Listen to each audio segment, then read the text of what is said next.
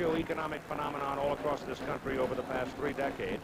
The entire state of Nebraska is impacted by the Cornhuskers and their success and failures, and certainly no community more impacted than their hometown of Lincoln. Let's go to Tim Brandt now for more on this subject. Keith, they come from all corners of this state, and it seems as if weather is really no deterrent, because this is the 137th consecutive sellout here in Lincoln, Nebraska. They just keep coming every single year. But football in the Plains is more than that. It seems to have gone from an adventurous cult to a well-heeled religion, and they turn out in droves to attend the ceremony. Well, we decided to research this phenomenon, and so we visited one of the campus statisticians, and this is what we found in this report. Well, some of the most obvious things that we know is that there's 76,000 people, and as many people have said, on a Saturday that becomes the 3rd largest city in the state. Well, another way to think about it is the state has roughly 1.6 million people, and that means that 1 out of every 20 people on any given Saturday is in the Memorial Stadium watching the football game. We also know that there's a lot of people who travel great distances. Probably, we figure maybe 10,000 or so who come from at least 2 hours or 2.5 hours away from Lincoln. Some of those people have private planes that they fly in. You know, there's tailgate parties and all of that other things that's associated with it. But there are a number of people who travel great distances. And I think if you look around the stands, you'll see banners of Alaskans for Nebraska and Californians for Nebraska. The question then, why does football have such a tremendous impact or stronghold on Nebraskans? Well, I think primarily because it's the only common denominator we have in the state. We're 1,400,000 people, have 1 major university, and we've had major college football here from before my time. And it's one thing that we can all talk about and get together with, and we all love it. The colors of red and white are worn by virtually everybody in the state. In Harvard, Nebraska, we found 2 Cornhuskers who were proud of both their athletic and agricultural tradition. But there came a time when they had to decide which of the 2 was most important. Well, we just love sports. That's the reason we quit farming. I either had to quit farming or athletics, so I let the farming go and went to athletics, you know. And we just started going to Lincoln to the football games down there and basketball, and it just growed. Folklore has it that in the state of Nebraska, when a baby is born, he's first given a football instead of a rattle. Well, I don't know about that, but they all dream of playing for the Big Red. Oh, it's ever since I've been a little kid, it's always been my dream to come down here and play football, and I've always, ever since I can remember, when I was 5 or 6, when they won the national titles 2 in a row, it's always been my dream to come down here and play. Coming down here and play Nebraska football, I guess it is a childhood dream. You can go anywhere about in the state and ask a child, 5, 10 years old, that's playing football in his backyard, and a lot of them will have little Nebraska helmets on and that type of deal. And I guess I've played in the backyard with, my 2 older brothers and all the neighbor kids, and it comes Saturday, you either watch Nebraska football or you listen to it on the radio, and you can walk through any small town and you can hear Nebraska football coming over the radios in the stores and things like that. And it is a big phenomena, and you get a sellout crowd game after game here, and it is something special, and it's meant a lot to me, and I think I've learned a lot through it as a person too. Football here is a way of life, and the fans live vicariously through their players. We'll be back with more pregame right after this. Hey, you want to know how to make a car sing? Well, after you wash it, just get out the old Armor All. First I do the tires. Makes them look like new again. Then I do the bumpers. Makes them look like bumpers again, yeah. Then I do the dash, the door panels. Then I hit the hoses. And when I'm finished with Armor All, this car is the envy of the entire living world. And then he does his car. Company car. When it's icy cold and the wires are down and they're spitting sparks all over the ground, you gotta go. Can't fool around. That's why America goes with Prestone. A fresh fill of Prestone Chew Antifreeze fights freeze-up and rust-up, too. A radiator could look this bad after just 10,000 miles of driving on weak, neglected antifreeze, while the Prestone radiator looks this good. Get the Prestone difference. America goes and goes and goes with Prestone. The Nebraska football team this year will wear a small black decal on their helmet bearing the number 94. in memory of tight end Brian Heemer, who died recently from a self-inflicted gunshot wound at his home. Brian Heemer shared the starting duties at tight end for the Nebraska Cornhuskers. He was a mountain of a young man involved in athletics most of his young life. A mechanical engineering student with a 3.3 grade point average. An above average football player, certainly for the Cornhuskers, highly respected by his teammates and all who knew him. Everyone in the state was shocked by his death.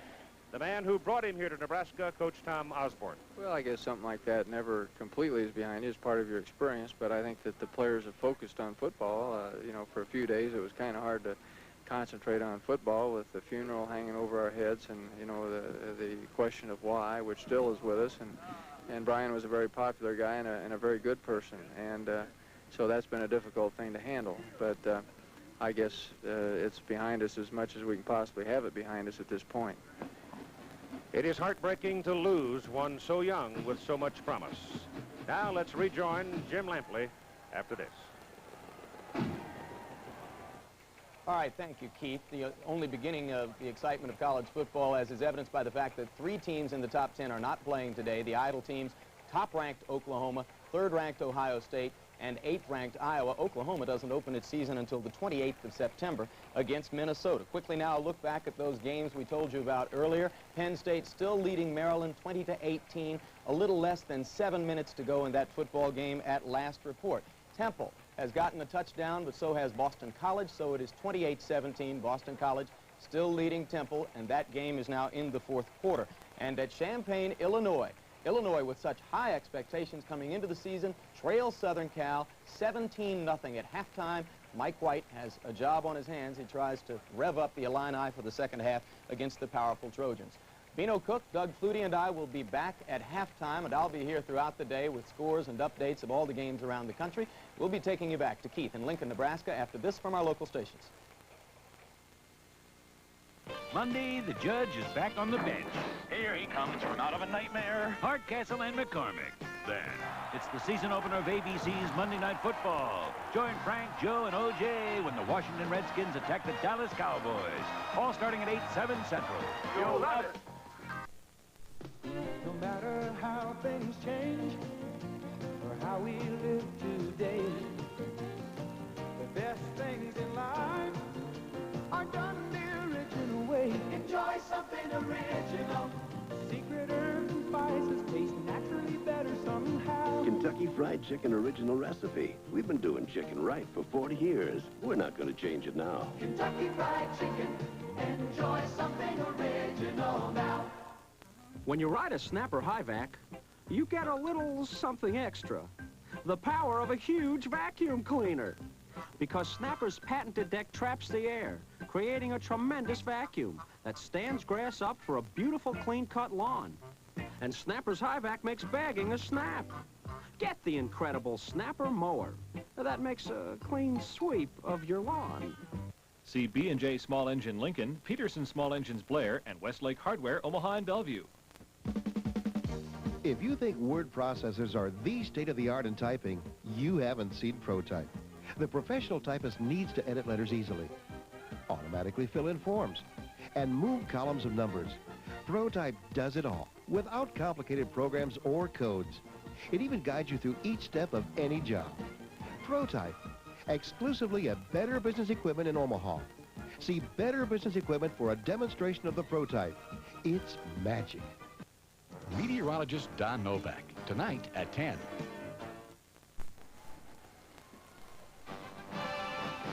ABC Sports presents CFA Football.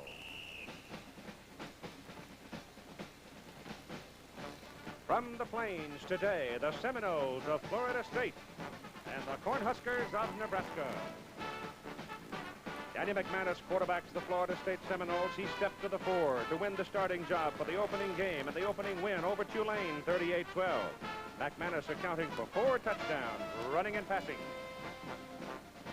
Running back Doug Dubose is a principal figure in the Cornhuskers offense. The Swift junior from Connecticut totaled 1,044 yards last season. Sharing time at the running back position, mind you, and he too is a candidate for the Heisman Trophy.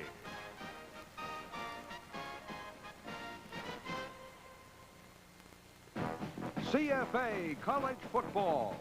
This ABC Sports exclusive is being brought to you by Stroh's and Stroh Light, the circle of sports beer. By Chevrolet, who invites you to see today Chevy, drive today Chevy, live today Chevy. By Manville, 21,000 people with one goal to be America's very best supplier. And by Mr. Goodwrench and General Motors Parts, who help you keep that great GM feeling with genuine GM parts.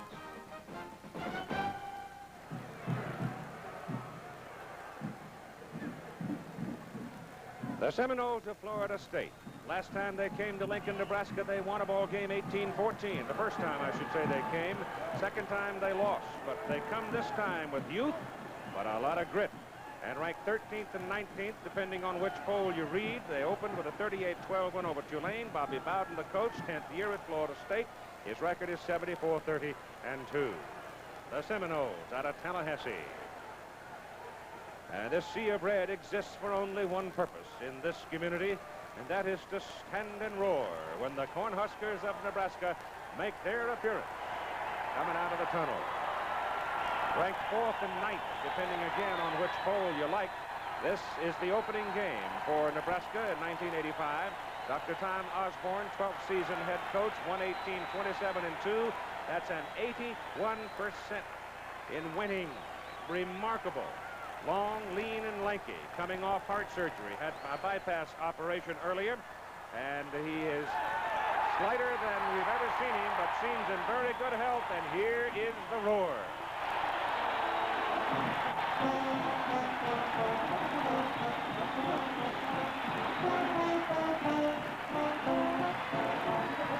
Hello again, everybody. I'm Keith Jackson, along with Coach Frank Broyles. Frank, this game, as I see it, means more from a national posture, from a ranking point of view, for Florida State as a university and as a football team than it does to Nebraska. Keith, the clearest reason, Florida State is an independent. They live and die by the rankings. Should they lose today, they'll drop out, more than likely drop out of the rankings, and then they'll have to win 4 or 5 games to get back into those rankings. Nebraska, on the other hand, they're looking to November. Oklahoma, the conference schedule. If they can win that, they go to the Orange Bowl, and they have a chance to win the national championship. Should they lose today, they won't drop out of the rankings. Inexperience normally translates in college football into aggressiveness. Inexperience, more often than not, will translate into a cautious approach, a tentative attitude. That seems to fit these two teams. Experience means knowledge, a lot of repetitions, and the players that experience react instinctively. They know what to do, and they can be very aggressive, and that's Nebraska.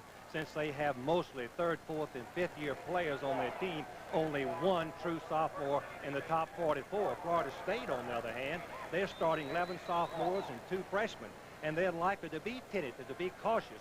But Bobby Bowden's personality belies that, Keith. He told me last night, we're going to throw the book at those guys, experience or not, and he will. I think it's hot enough at 93 degrees and about 125 or 30, maybe even 140 degrees down on the artificial surface. I think it's hot enough to be hazardous. Keith, the doctors will be there watching each of the players. It is a health hazard. But also the coaches have got to be concerned by their pattern of substituting, not to get extreme exhaustion. And the sequence that they will use is substitute early and get their starters out of there. Give them a chance to play real strong in the last half as the game dictates.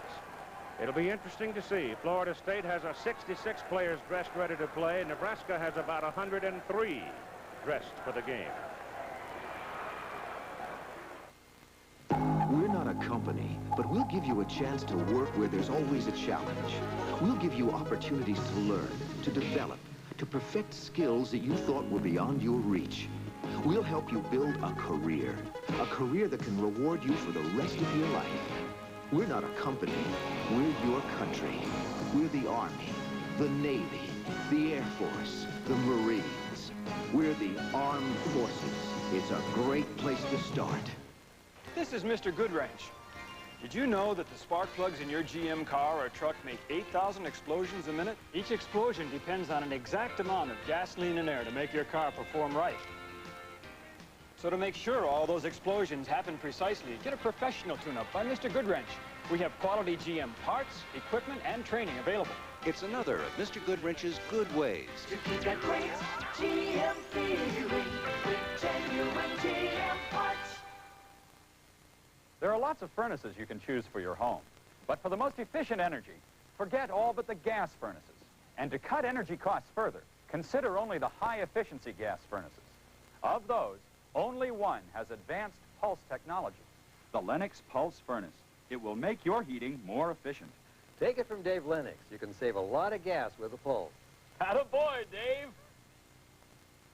Gas, America's best energy value. Faces.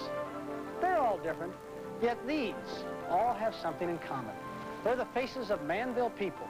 Manville people at work, 21,000 of them with one goal, to be America's very best supplier of quality products. Manville people aren't just dedicated to making better products. They're always striving to make those products even better. Yes, 21,000 people with one goal, to make Manville America's very best supplier. These two coaches, Tom Osborne of Nebraska, Bobby Bowden, Florida State, 1-1 against each other. Florida State won the toss, chose to kick off with the win. Nebraska then will have the first possession. Last time the Seminoles came here, they lost by 20. First time under Bowden they came here, they won by 4. It is a considered risk when you come to Lincoln, Nebraska to play a football game. It is a chore that some teams can't avoid. Others like to come here, and there are sometimes when I wonder why. Because you know you're coming into what amounts to a collegiate mixmaster, because the home crowd is solidly behind their team, and it's almost always seemingly a very good team. Derek Schmidt will kick off.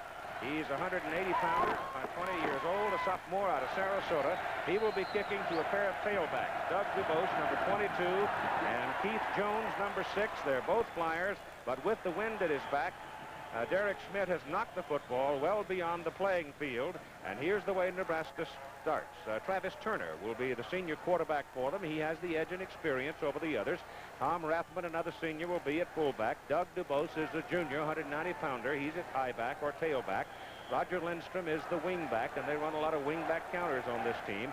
Rob Schnitzler is a smallish sort of a fellow, 5'9", 170, but a very dangerous wide receiver.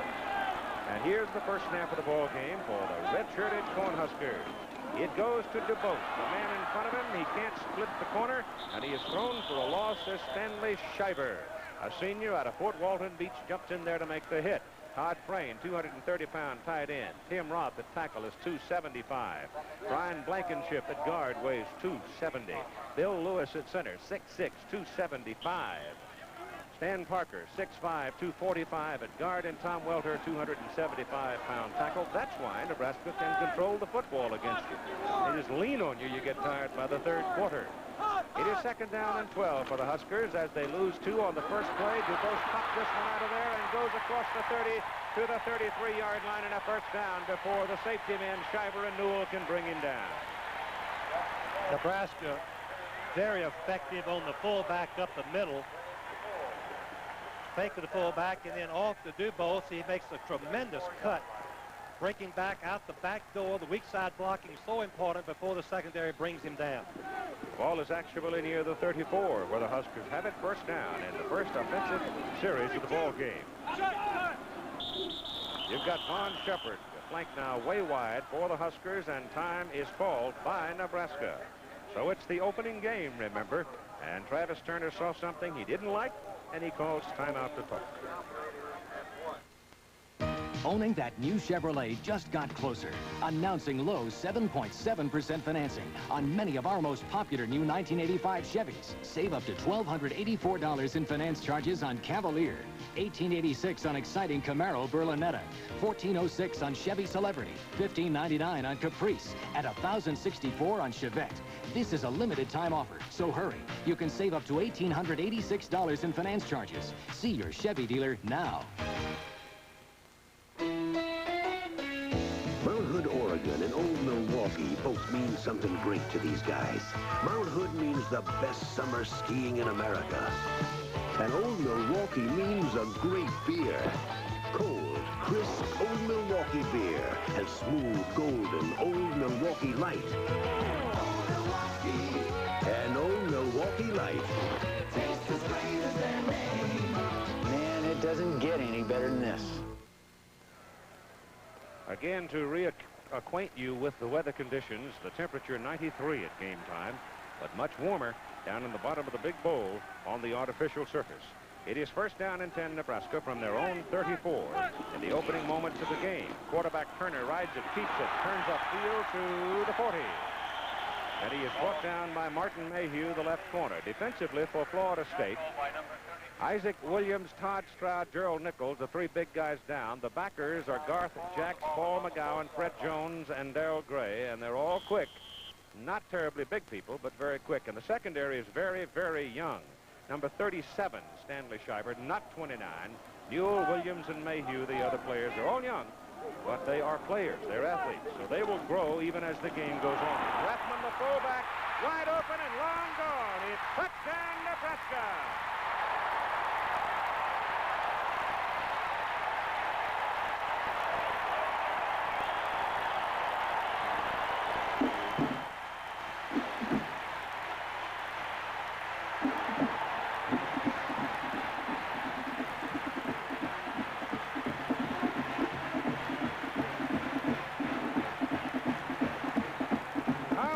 Goes 55 yards for a touchdown, popping free over the right side. It was the aggressiveness of the Florida State defensive people coupled with the good solid blocking of the Nebraska people, and Rathman had a cakewalk home. And here's the kick for the point. It is good by Dale Klein, a sophomore from Seward. Steve, Tom Rathman is more than just a blocker for the tailback. He has about 4.6 speed. He's averaged over 5 yards at attempt for 3 years as fullback. He's a breakaway threat, something that very few I formation teams have. Tremendous blocking by Parker, the off guard, who pulled and trapped the linebacker. The safety men try to come to the inside. A good block by the tight end.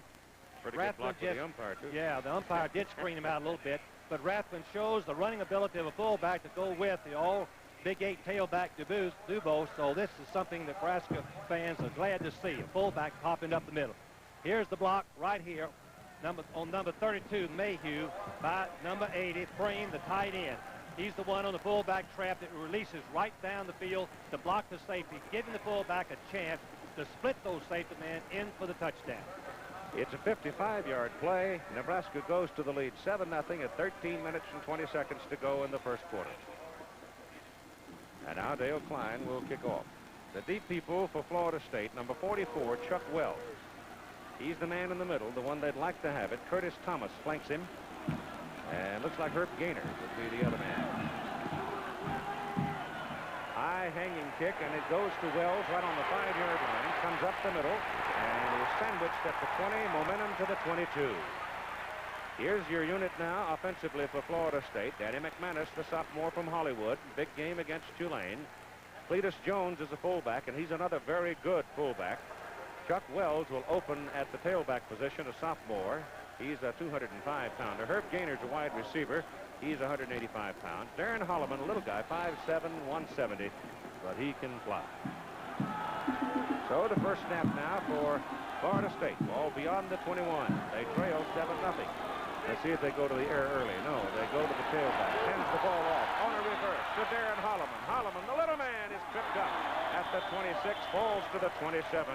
If they don't get him, number 74 doesn't get a big hand out there and knock him down, then he might be long gone. Pablo Lopez, 270-pound tackle. Thomas Hart is a 280-pound guard.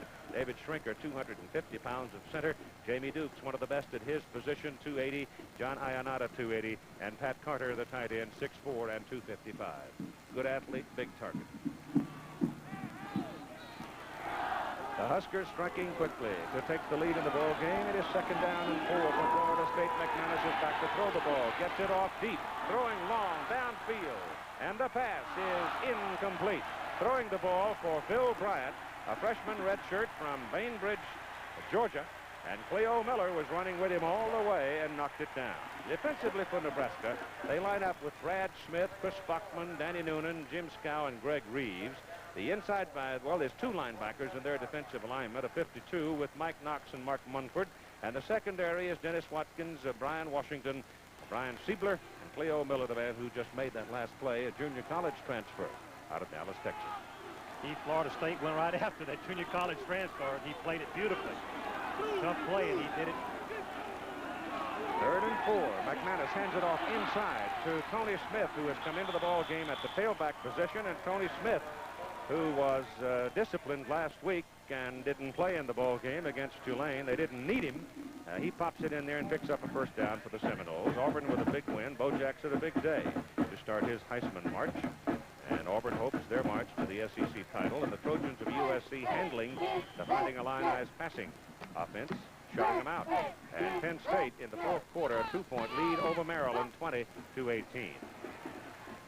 Wells and Smith now in the backfield as Wells moves up into the fullback position, and Tony Smith will be considered the tailback on first down from the 32. McManus, again, that little flip. They don't hand the ball directly on that particular play. It gives all the appearance that McManus is going back to pass, then he flips the ball off to Chuck Wells, but Jim Scow, big defensive tackle, ate him up. The teams are using the shovel pass in place of the fake pass and run. I feel like that it has a better pull and draw on the defensive lineman rushing, as Tom Rafton, who just scored on a 55-yard touchdown run. I think we're going to see more and more of the shovel pass throughout the college season. 2nd down and 10. Ball is at the 32. McManus goes underneath with it. Pass is complete to Holloman. And the sophomore from Tallahassee is exciting. He's got a first down on the 48-yard line. Holloman is a little wide receiver, only 5'6", as Keith mentioned. He's coming inside and going underneath the linebacker coverage, and the linebacker number 84, Reeves, tried to hit him with that elbow instead of covering him, and obviously Holloman comes underneath, picks up a blocker from the other side, and finally they knock him out of bounds after a first down. Cletus Jones is in the ball game now at fullback. Running play goes to the I-back or the tailback, and look at this. Tony Smith gets outside. Not done often against Nebraska, but he turned the corner on him with a tremendous block from Cletus Jones, and he's down around the 37-yard line. Watch 84, Reeves throw his left elbow right at Holloman in his face. This is the play before with the pass, and he throws it right in the face, hits him, knocks him back right there. That's 15-yard penalty, and maybe dismissed from the game. If you get caught. If you get caught. First down for the Seminoles as they are trying to respond now to Nebraska's first offensive possession, which Rathman kept off with a 55-yard dash for a touchdown. They rest now at the 37 of the Huskers and a first down. And Smith is still in there. That's the tailback with Cletus Jones in front of him, and Smith has the ball. And he moves down to just inside the 34. So that's a pickup of about 3. Florida State fans have to be pleased with the performance of McManus, the quarterback, just a sophomore, 14 out of 19 last week. Bob Bowden told me last night he's changed his offense. He's gone back to drop-back passing. A few option plays is a nuisance, but mostly drop-back passing, which I think has the best chance of working and being successful against Nebraska. Boy, that's a big win for Penn State, a tough loss to Maryland. 20-18 the final score, and Tim Brandt is heartbroken. Ball goes to Tony Smith, and Smith head down, squared shoulders, and legs turning. And he's to about the 28. He's going to be a yard short of his first down. Nebraska defense last year, as we look at the fake pass and run, take the ball back as if you're going to pass. The ball carrier Smith finds daylight. No designed hole. Anywhere he can see an opening. But this Nebraska defense was first in the nation against scoring, first in total defense. They graduated 9 seniors, only have 2 starters returning. Florida State offensive front getting off the ball well, getting a good surge. It is 3rd down and 1. Fullback, Cletus Jones, banging into the middle. He's a strong young man. Goes down to the 26-yard line, and he's going to have a first down. Bobby Bowden, Keith, I think we've talked about this, is one of the most innovative, imaginative coaches we have in college football. The reason is simple. He has an offense that keeps the defense off balance. He'll run and he'll throw equally effectively. And that is, I think, the key to moving the ball on a consistent basis. They've mixed up their plays beautifully, Keith. They're passing on first down, running on first down, fake pass and run. They've done a good job. I think one of the things that Bobby's doing is I particularly like in his circumstance, he's just absolutely ignoring the fact that his people are so young. That's correct. That quarterback makes a big difference if he can execute. That's the critical variable. The ball is pitched back to Tony Smith, having trouble finding some daylight, and he won't find any. If he survives that crunch, there were 4 red shirts that rode him out. Tony Holloway was the key there, number 91.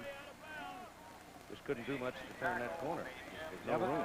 Here's the score. Boston College defeating Temple, bouncing back from their loss to Brigham Young 2 weeks ago. Temple Owls are talking about big things, too. Their program is coming along. A tough opener for Howard Schnellenberger at Louisville.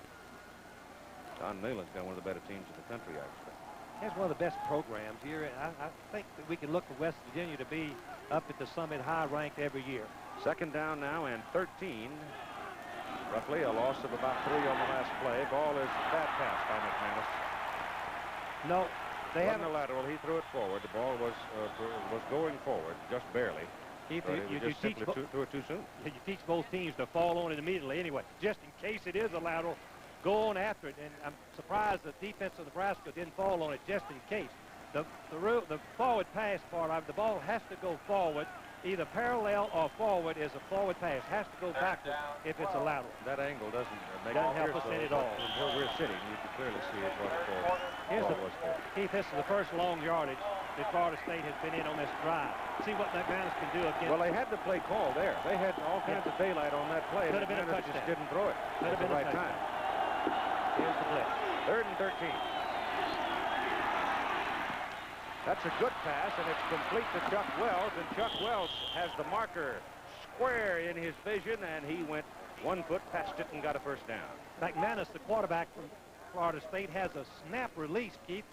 The advantage of this, the defense has no warning where or when he's going to throw the ball. Let's see if we can't detect. Number 14, watch how quickly he gets rid of the ball. Boom, it's on the way, right out in the flat. Wells has it. Good block downfield by the wide receiver. First down. At the 15-yard line of Nebraska. Converted that long and 3rd and long, Keith. That's the key. Tony Smith is the deep man. Cletus Jones the up man. McManus gives to Smith. Smith fumbles. The football falls on it just short of the 15. Firing in, there was a blitzing linebacker, I think it was, probably Munford. I didn't get his number, but a red shirt came flying in and made contact with Smith, and he coughed it up for a moment. Here's Bobby Bowden, one of the true gentlemen and great coaches that we have. What a job he's done at Florida State since he came there 10 years ago.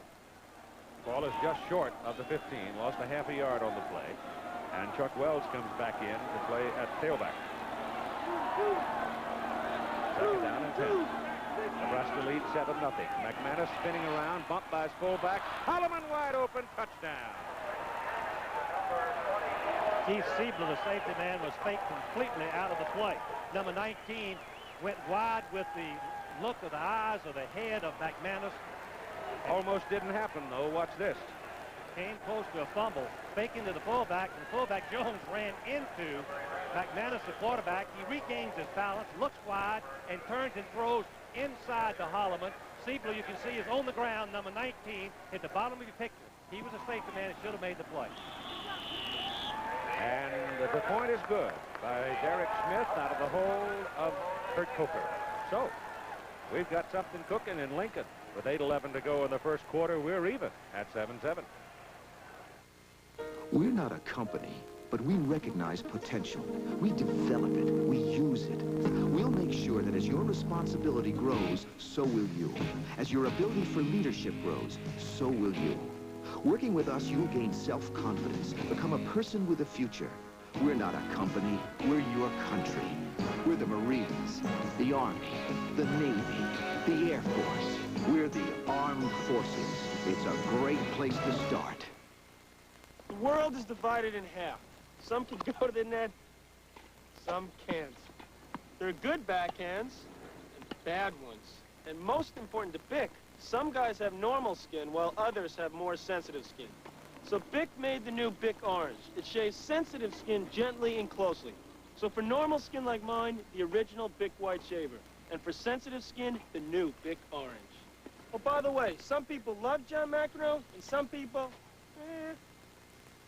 Next Saturday on CFA football, last year's two top-ranked teams collide as BYU meets Washington or UCLA takes on Tennessee. Check for game in your area on ABC Sports. A 7-7 tie in the first quarter with 8:11 to go, and Florida State with a tremendous confidence builder.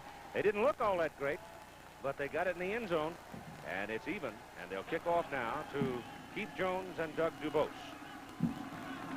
The wind is at Schmidt's back as he kicks. Keith, it's going to be exciting if either Dubose or Jones. Jones is the fastest Husker ever.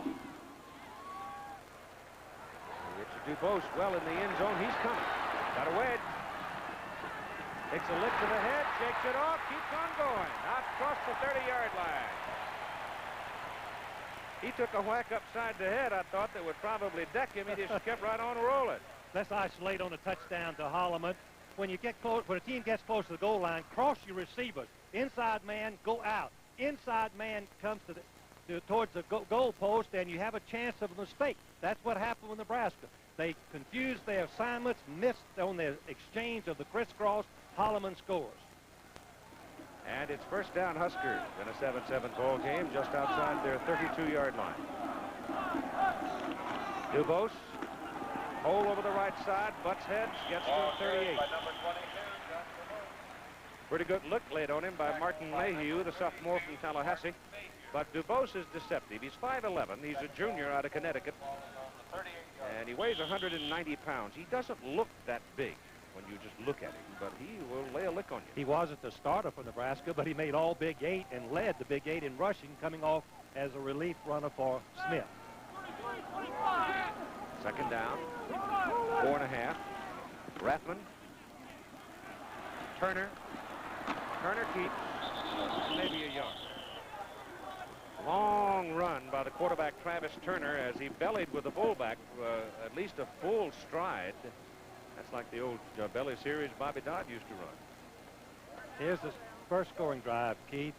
Dubose -2, 15, 6, and 55. 4 plays. That was outstanding. Your first drive of the season has to be a confidence builder for the offensive line in Nebraska, which has been rebuilt all the way across. Not a starter returning in that offensive line.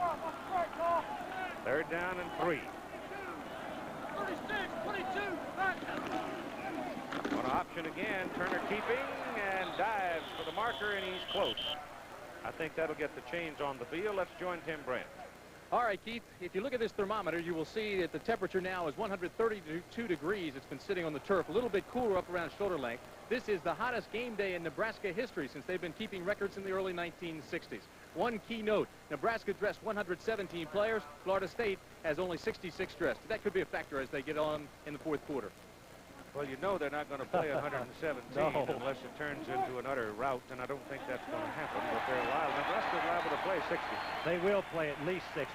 It was a first down, and the thing that I like about Travis Turner, the quarterback at Nebraska, he calls his own number on third down. The good quarterbacks like to take that responsibility on third down and make it themselves. Turner just accomplished that. And the ball rests just short of the 43 on the Nebraska side of the field.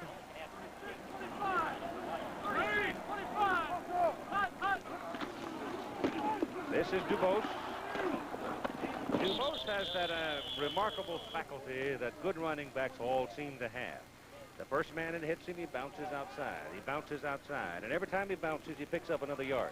Keith, and to add to that, the great runners, the thing that sets them apart, the ones that have good eyes, and Dubose must be able to see in all directions at the same time because he seems to find the daylight. The gain is out just beyond the 46. About 4-yard pickup, second down and 6 for the Huskers. Turner back. His pass is away. Short pass goes to Rob Schnitzler, the split end.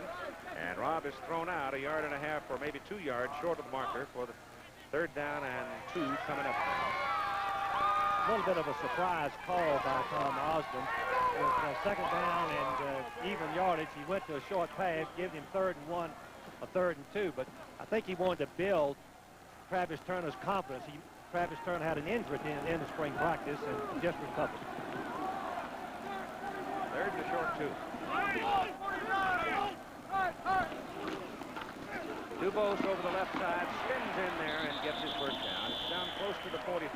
Another point on it, Tom Osborne is his own offensive man. In other words, he calls the offensive plays, so the time is saved in trying to make a decision with another person involved in the decision-making process.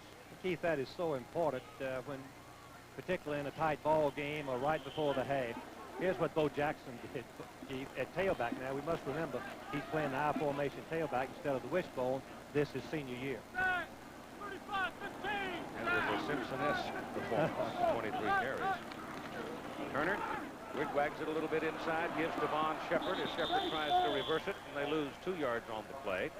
And coming in to make the tackle is the linebacker playing inside, Paul McGowan.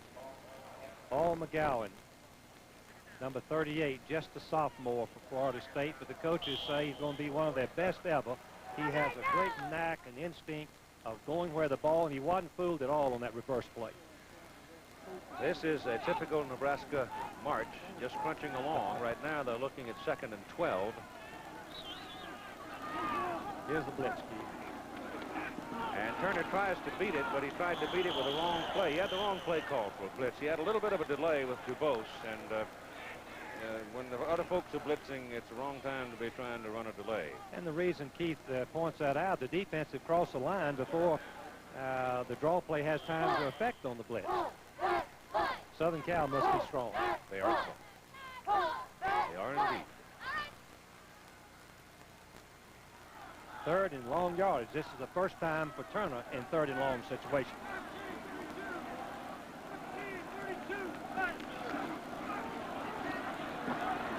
Goes down the middle with it. A fine defensive play by number 17, Eric Williams, the right cornerback, coming across in front of Roger Lindstrom. Had Turner led Lindstrom just a little more, I think he'd had his play. And maybe a touchdown, Yep. Keith. Crossing pattern on man for man.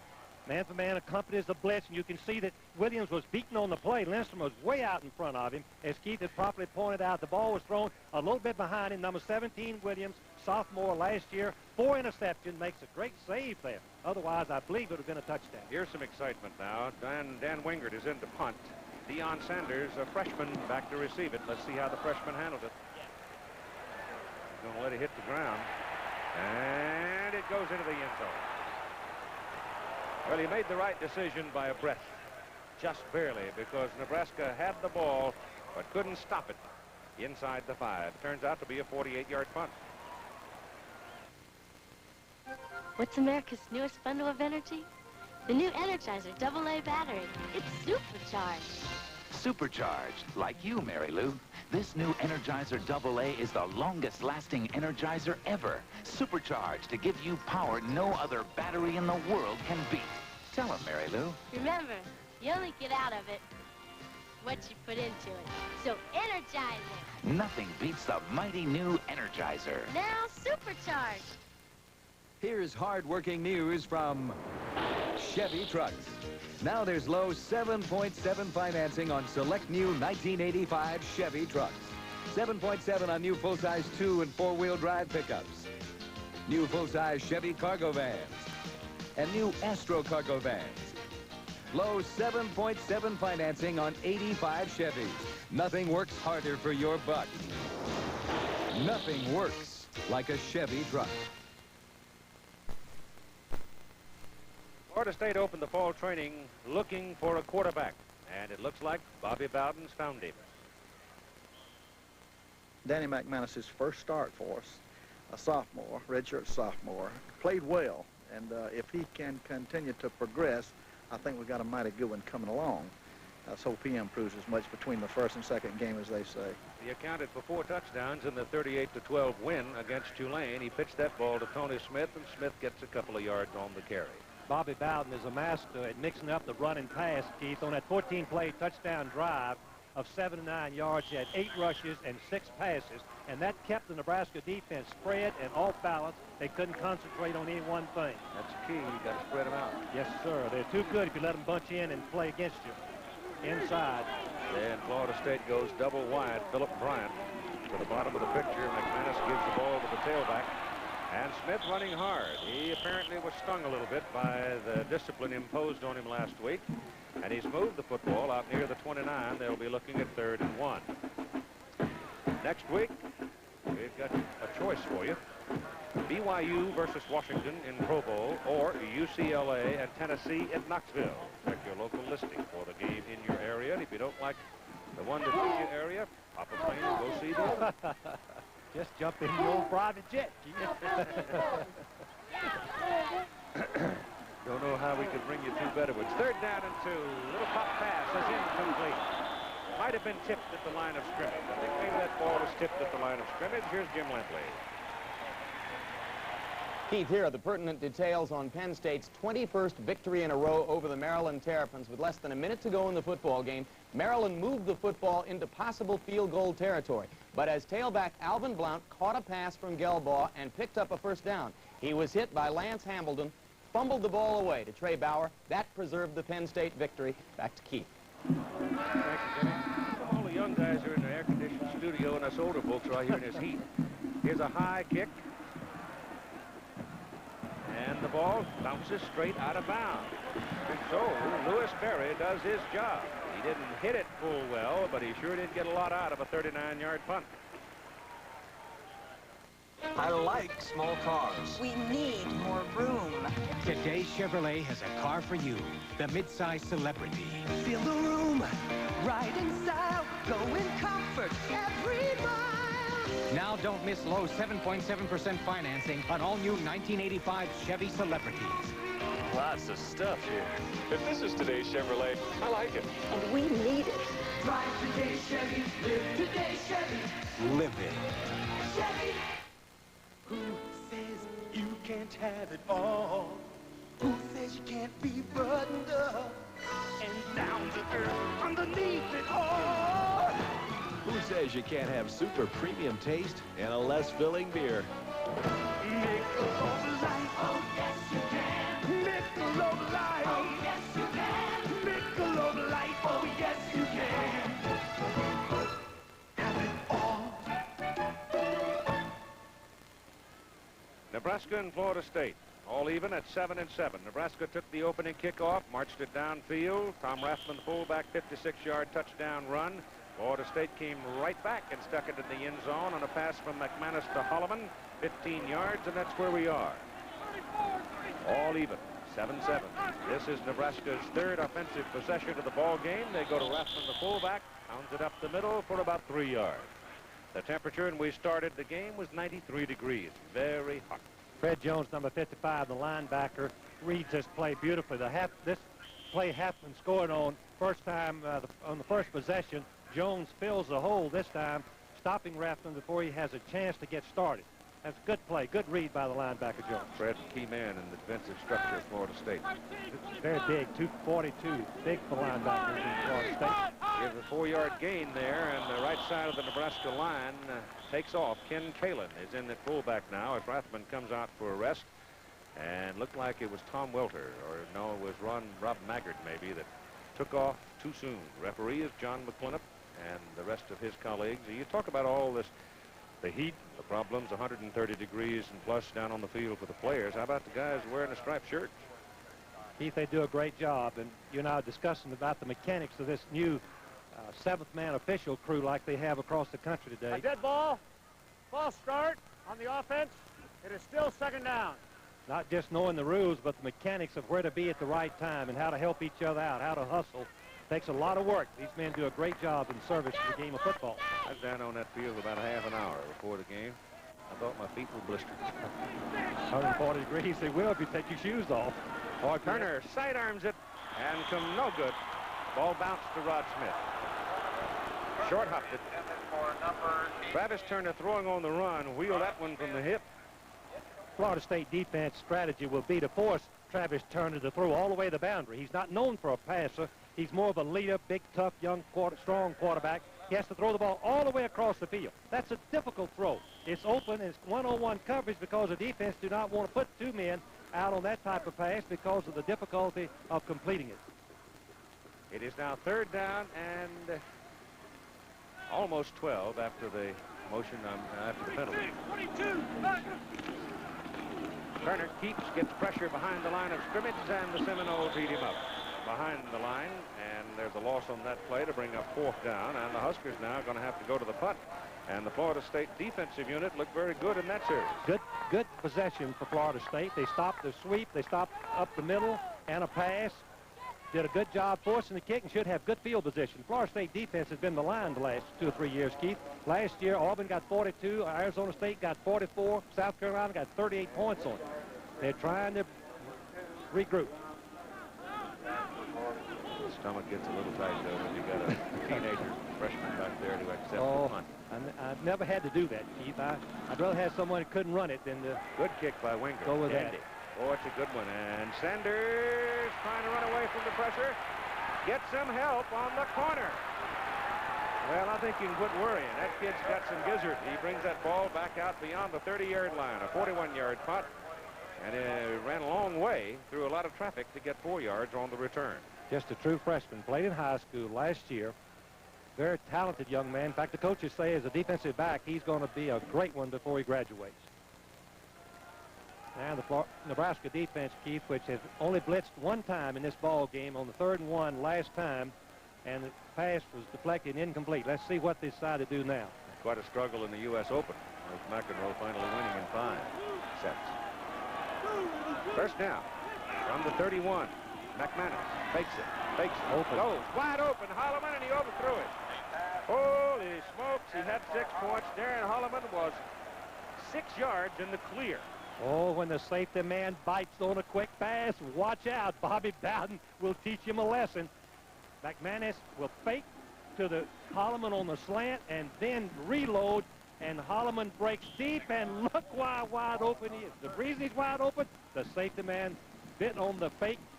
Safety man protects deep and tackles on the short pass. McManus was biting his fingers off for blowing that opportunity. Ball goes to Smith. Oh, my goodness, he got around the corner, and there's a penalty flag. You might get a little bit of a hold here. Number 64 got tangled up out there with somebody, Jamie Dukes, and the official was standing right there, and he plunked him with a flag. Jamie Dukes, number 64, may be one of the best offensive guards in America. Has a unique distinction of starting every game at Florida State. First one in his freshman year right through the day. Tough break for Florida State. They were going to have 3rd and short. Instead, it's going to be 2nd down and long. I'm a little surprised in the times that they've tried it now. The Seminoles are able to get around that corner. Keith, what's happened, I'm surprised too, but what's happened, the ball carrier had the wisdom to fake inside. Nebraska had played it perfectly.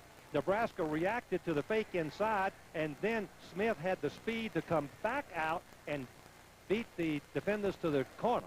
Jamie Dukes had the speed and size to go out there and take 3 Huskers down. Well, he's lost 20 pounds, Keith. Holding on the offense.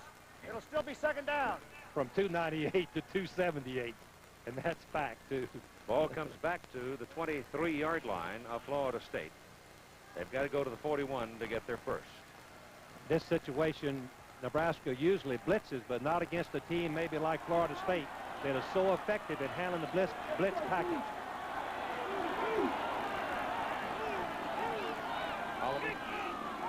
McManus.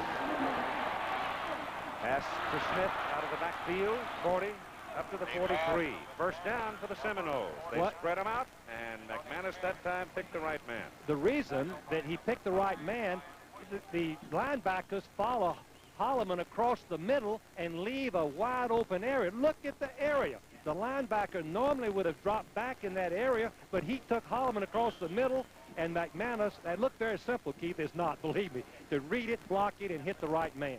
Ryan Washington, strong safety, made the tackle. Chuck Wells is back into the game now for Florida State. Smith is out.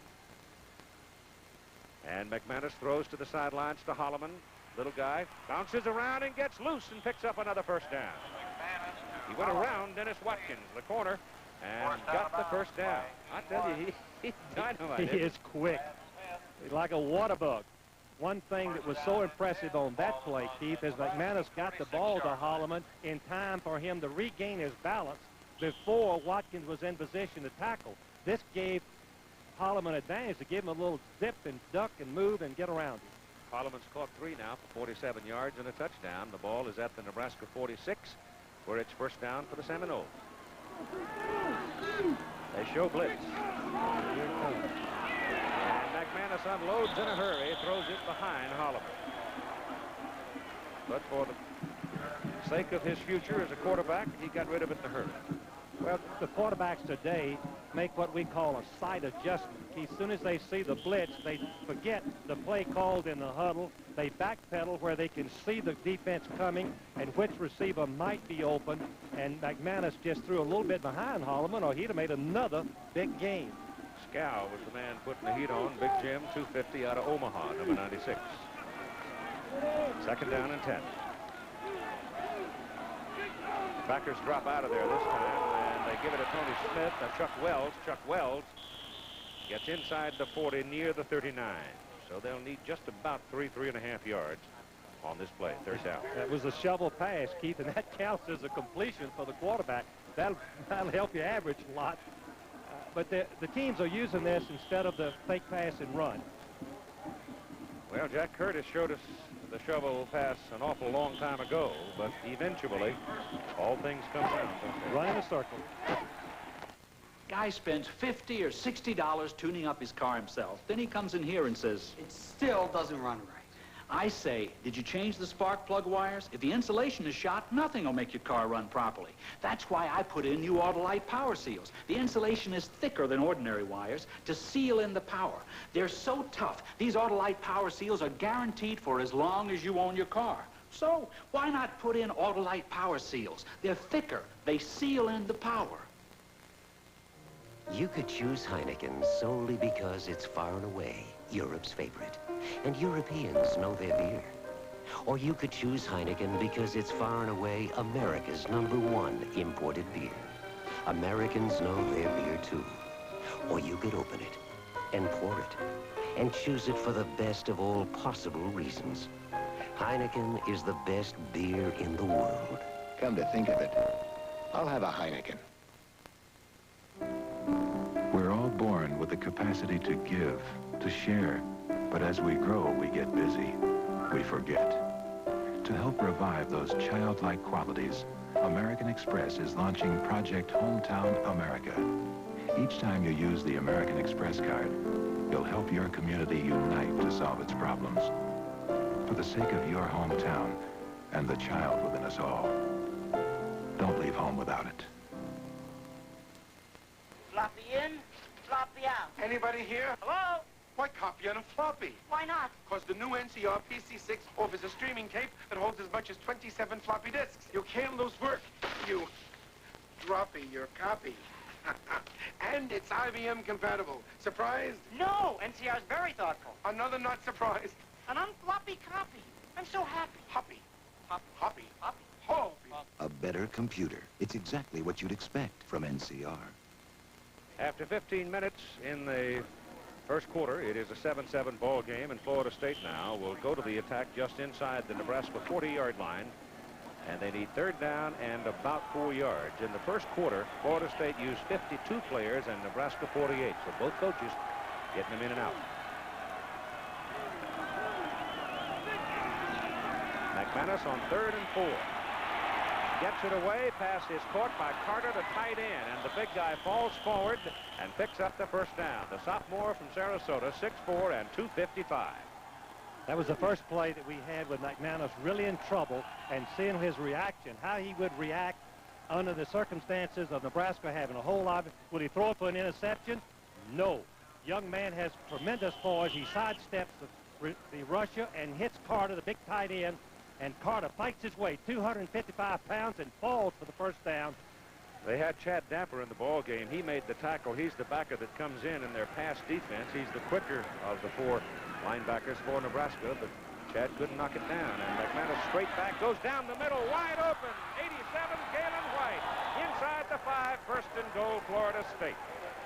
Nebraska took their safety man and moved them out wide. They had no one in the middle, and the tight end is going to go right down the middle. White, number 87, you can see that McManus gets the ball. Look how wide open he is. That's got to be a bust. Siebel, the safety man, was too wide. The other safety man too wide to the opposite side of the field, leaving way too much area. But the key is McManus hit it, Keith, while he was open. Didn't hold the ball too long, give the safety man a chance to get back in position.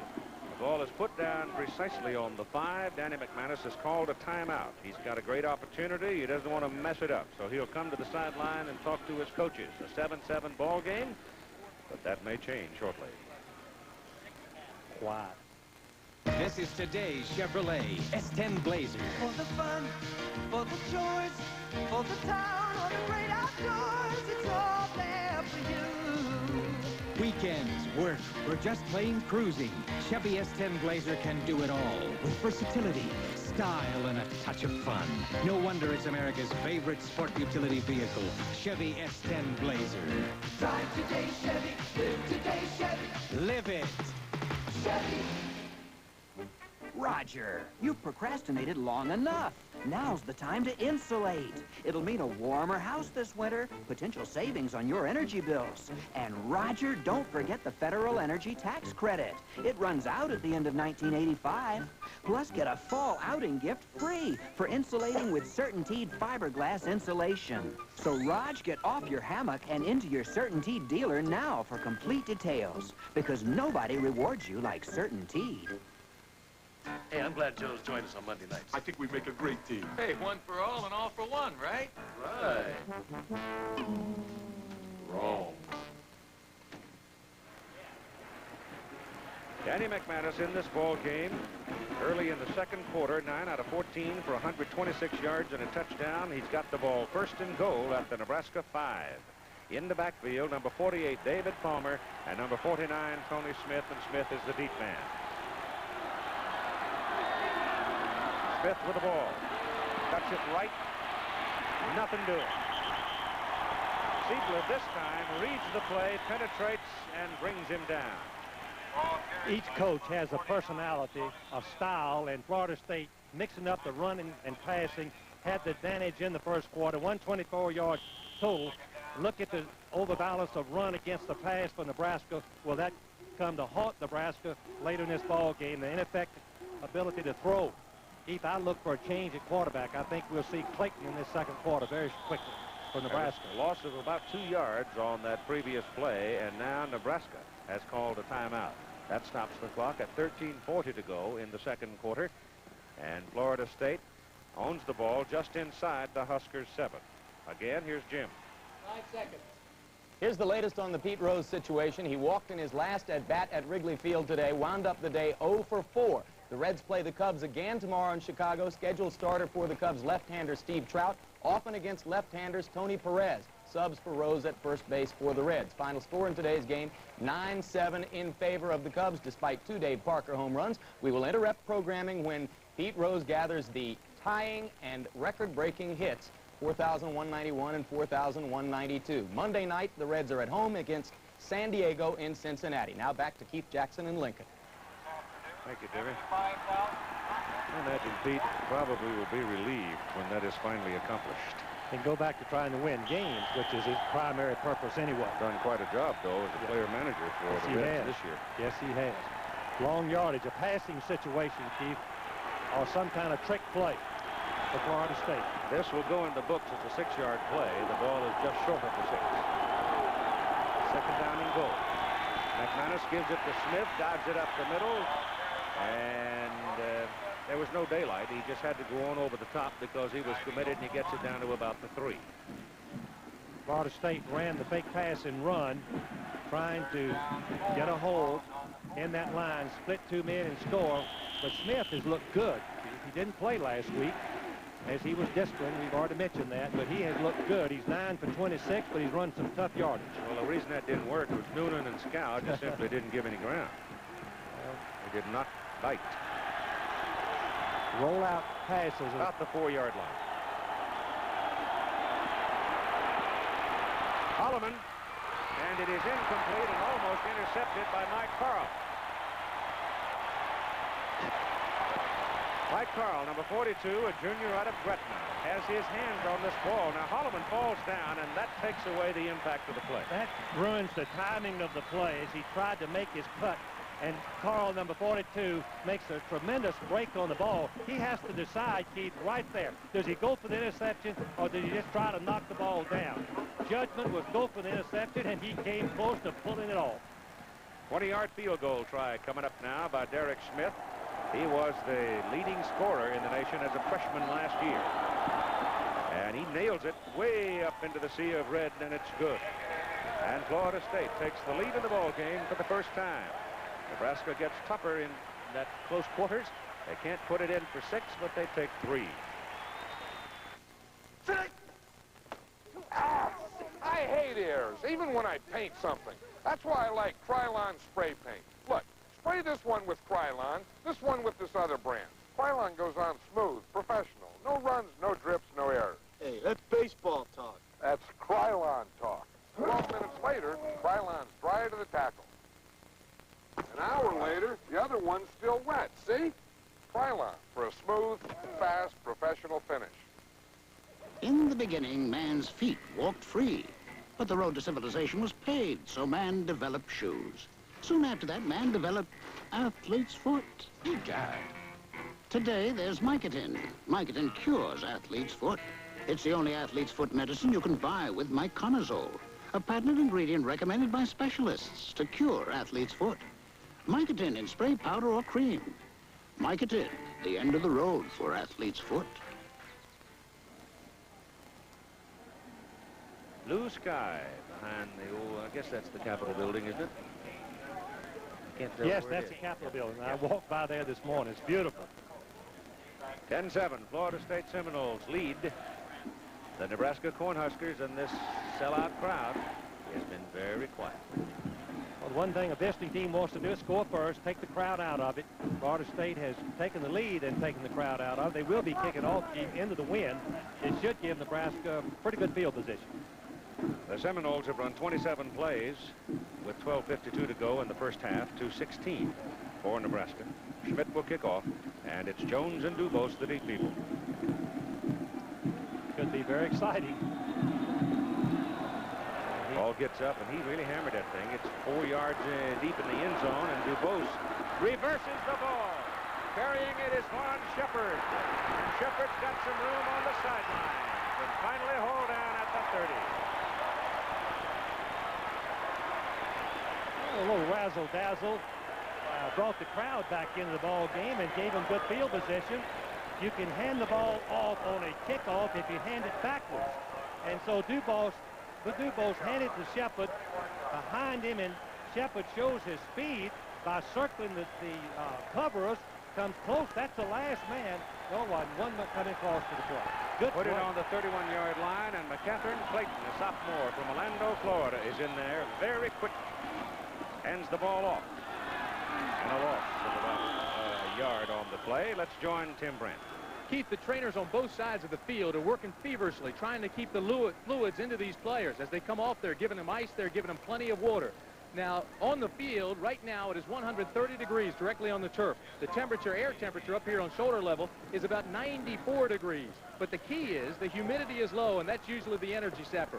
There has been no ill effects, no cramps thus far, but the heat will be a factor as this game goes on. No loss on the previous play. Second down and 10. Clayton keeps the ball. Here's where he's so valuable. And he's right at the marker for a first down. Clayton is the young man that was redshirted last year, number 7. He's from Florida with a great reputation as a runner and passer. And on that last play, we saw the speed that he has. He just accelerated right out into the open area and made a nice gain. Otherwise, it would have been no gain. He has no experience. This is his first series and a varsity game. He played on the freshman team, Keith, and then redshirted last year. He's very close to his first down. Apparently, it's short. Looks, no, I guess not. Yeah, they bring that about 2 inches, Keith. There was it. I thought for a minute they were going to go ahead and mark it on downfield, but apparently it's just a couple of inches short. There's no substitute for speed at quarterback. If the quarterback can run, it puts a new dimension in the offense where the defense has to start accounting for him along with Dubose, along with Rathman, and the passing game, and it just eliminates a lot of things that they'd like to do. Ball is right on the 41-yard hash mark. Sammy Smith warming up, and I think we'll see him in the next Florida State series. He's their touted freshman tailback. And right now it's Nebraska, third and about 2 inches, and Clayton hands the ball to the big guy Rathman, and the fullback booms in there and picks up the first down. Again, we join Jim Lampley in New York. Early in the fourth quarter at Champaign, Illinois, the Illini are attempting to mount a comeback against Southern Cal. Just moments ago, they drove to the shadow of the Trojan goal line and had to settle for a 28-yard field goal by Chris White. Trudeau now throwing the ball very well, though earlier in the game, Junior Thurman, Southern Cal defensive back and brother of former pro defensive back Dennis Thurman, picked off 2 Trudeau passes. So Thurman with 2 key interceptions, the Trojans still leading 20-10. Back to Keith Jackson. He did not get the first down here. It is 4th down and 3-4 inches, and Nebraska's going for it. Rathman did not get it. This time they give it to Dubose, and he breaks it big. Goes to midfield and across it. Nebraska used a new formation. Florida State did not make the adjustment. Unbalanced line to the right, an extra blocker. You can see that the Florida State defense wiped off the extra blocker, freed Dubose into the secondary for the big game, and came close to making the long game. Yeah, but how about the call? The ball is on your own 41-yard line. It's 4th down. You've just missed with your big fullback, and Osborne said, go get it, and they did. First down just over midfield. Ball goes to Rathman, and Rathman wrestles down close to the 46 in the arms of Isaac Williams, defensive left tackle. Isaac Williams, junior tackle, the fast, number 45, the fastest lineman that Florida State has. Let's see the technique he uses. In sequence, he should whip the blocker, find the ball carrier, shed the blocker, make the tackle. That's what he does. Ken Caleb comes in at fullback, relieving Rathman now for the Cornhuskers on 2nd down and about 7. And Clayton coming down the line on the option, keeps it. He's loose. He's gone. All the way inside the 5, run down by Deion Sanders.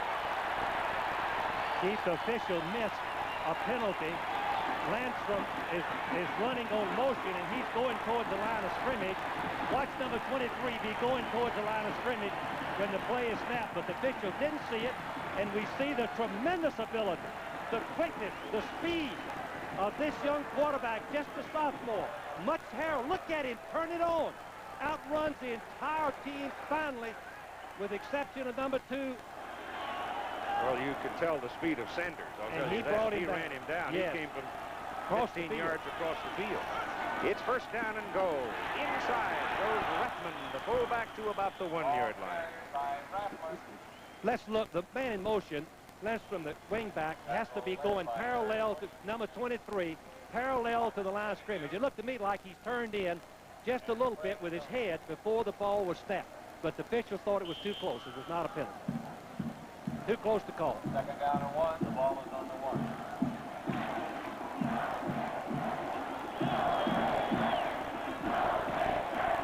Second down and goal from the 1.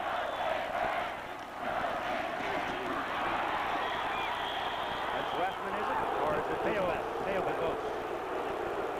You know, I thought Clayton almost lost the ball in trying to hand it off. The penetration was so good by the Florida State defensive people, they almost messed up that play. McGowan and Fred Jones in the middle. This is Jones. Fred Jones has played every play on defense, has had no rest, comes across with great intensity, and gets involved in the play and actually stops Dubose from going across the goal line. In comes Dana Brinson now out of Valdosta, Georgia. A redshirt freshman for Nebraska. A wingback brings the play with him. It's Rathman at fullback and Dubose at tailback, and it's 3rd and goal. And it's Rathman over the top. They don't give it to him.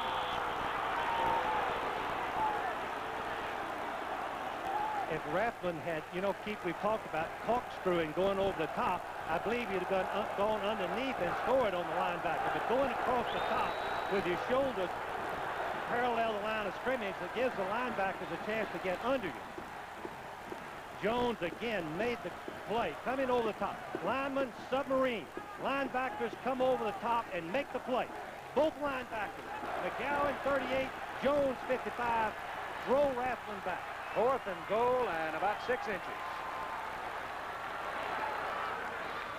Dubose into the corner, touchdown.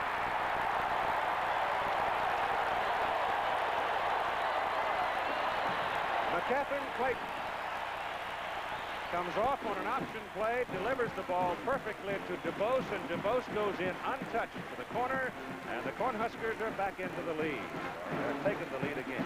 This is an outstanding execution of the option play. This is not simple. You can see that a man was coming right into Clayton, and he pushed the ball out with his left hand. Perfect lateral. DuBose took it in for the touchdown. Line for the point. Bad snap. And no points. Dan Wingard, the punter, who does the holding. The snap came back on the ground to him. Wingard couldn't come up with it cleanly, and Terry Robinson was in a hurry. And there is no extra point. It's 13-10. Last year, history's biggest run took place. The 5-mile Stroh's Run for Liberty. This year's run will be even bigger. It's in 127 cities, and it's sponsored by Stroh's, with support from the Plymouth Division of Chrysler. Your entry fee will help restore the statue. And even if you walk, you'll get a medal cast from materials used to build her a century ago. Enter at participating Chrysler Plymouth dealers or wherever you buy Stroh's. Then join us, for her sake. In all the universe, there's never been anything like the new size Chevy Astro. Chevy Astro. The new size Chevy Astro stands alone with the only swing-out rear doors. No other new size van offers more cargo room or more people room in a size that fits your garage. Chevy Astro. When it comes to new ideas in vans, nothing works like a Chevy van. Well, the crowd is back in the ball game now with the home team out in front 13-10. Nebraska kicking off to Florida State. 8:05 to go in the first half. And the deep people, 3 of them back there for Florida State. Chuck Wells, Tanner Holloman, and Curtis Thomas. Here's the kickoff. High and long with the wind, going way back. No return. ABC's NFL Monday Night Football premieres coming up this week, next Monday. Washington, Dallas. I don't need to tell you a whole lot about that series. I mean, the history has clearly defined it. Mike Gifford, O.J. Simpson, and Joe Namath joining the team this year. That's at 8 o'clock Eastern Time, and they do it again on Thursday with the Los Angeles Raiders and the Kansas City Chiefs. So a couple of NFL games for you coming up this week on ABC. Sammy Smith now is in the backfield for Florida State. Number 33, freshman out of Apopka, Florida, 6'1", 215. Did not have a big game in the opener. Didn't play a whole lot. They're bringing him on slowly. Pops it outside. Boom. Big running back. Laid the shoulder into the defender and takes the football all the way out to the 43-yard line. Oh, that was a great run. What an impressive blocking at the line of scrimmage by the Florida State line.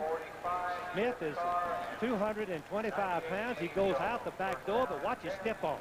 Here he stiff arms number 42, Mike Carl, and goes on past him before a host of Nebraska Huskers get him down. Call it the 43.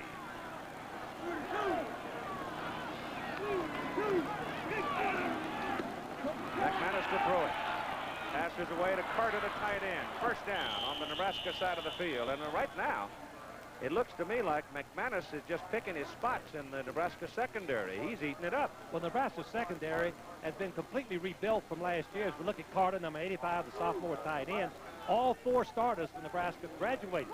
Although 3 of these players this year have played some football, and 1 junior college player, Miller, number 17, playing cornerback. Yeah, but they got to play Jack Trudeau in Illinois next week, too. Oh, is that some first half young sophomore quarterback playing on the road in Lincoln? It's very impressive. This is Smith again, Sammy Smith. Well, if you've got speed, that's fine. That's great. That's wonderful. But if you got power and size to go with it, that's what legends can be made of. And this big kid just stuck his head in there and got almost 4 yards. Toronto Blue Jays lose today in the American League East struggle. And the Mets and Dodgers are at it today, with the Mets out on top 2-0 in the 5th. The Yankees, I imagine, eyes getting pretty big. They can pick up a game on Toronto with a win. Second down, and a short 7 or a long 6. McManus trying to throw the ball. Can't do it, as the Huskers finally fight in and get him. Chris Bachman and Danny Noonan Bachman 250, and Noonan 275. The initial time was there to throw the pass, but the secondary had all the receivers covered. Now Nebraska's doing some situation substituting on long yardage. 1, 2, 3, 4, 5 different people coming in to play the pass. Secondary covered the receivers, nowhere to go, sack. See, I would think one of those probably Chad Dapper, a linebacker, number 46. Miller came in. No, they got a nickel back in. Yes. It's third down and about 11. McManus goes underneath with it, the ball to White, and the tight end bobbled it, bounced it off his noggin and still caught it and fell down around the 40. That's White, the tight end who caught the touchdown, or caught the pass and set up the thing. Well, I guess they didn't score, did they? You wound up with a field goal on it. In this particular sequence, the secondary of Nebraska is permissive for a time, and then all of a sudden they got tough. They tightened up, Keith. They played them a lot close, played the receivers a lot closer. McManus had nowhere to go with the football. 5 receivers were out, and they covered all 5 of them. Barry is in to punt. Lewis gets it away on the 49-yard line of Nebraska, hits a knuckleball to the sidelines, and it bounces straight left and goes out of bounds at about the 7-yard line. So again, Lewis Barry, the punter, does his job, knocks it out on the 7. Madam requests your September Best Buys. Oh, this garage broom is the Best Buy for only $3.66. Oh, what a lovely broom. Next, refuse collectors. Ace Ironclad 39-gallon trash and lawn bags are just $2.67. Commendable price. Now a receptacle. The $2 rebate makes the cost of this 32-gallon Loma Commander plastic trash can just $6.49. Rebate? Impressive. Ace is the place. Bye, Louis. Ace is the place with the helpful hardware man. This is Mr. Goodwrench. Did you know that your GM car's engine uses more air than gasoline? For every sip of gas, it takes 15 gulps of air. That's why a clean air filter helps keep you from wasting power or damaging your engine. So let Mr. Goodwrench check your oil, fuel, and air filters. Chances are you'll save gas and money, too. It's another of Mr. Goodwrench's good ways. To keep that great GM feeling with genuine GM parts. Next Saturday on CFA football, last year's 2 top-ranked teams collide as BYU meets Washington or UCLA takes on Tennessee. Check the game in your area on ABC Sports. The Nebraska Cornhuskers leading Florida State 13-10 with 5:23 to play in the first half, and the Huskers come out with a ball at their own 7. The result of Barry's punt out of bounds. And Clayton is in there at quarterback. Dubose had gone all the way at the tailback position, and he's still out there at a penalty flag. Thrown into the line of scrimmage area as Dubose picks up about a yard or so. Paul McGowan made the tackle. That's the halftime schedule for you. Those you have not heard, Doug Flutie has joined the group in New York as a commentator. Keith, with the ball backed up, Turner is going to come back in the ball game. More experienced quarterback, and that's not a bad decision. Florida State has to decide whether to take the penalty or refuse it, since it'll be 2nd and 11. Holding on the offense. It's declined. It'll be 2nd down. There's no point in taking a holding call there. You're not going to get enough out of it anyway. Better have it down. Well, the experienced quarterback, Turner, 5th-year senior, handling the ball on the own 6-yard line.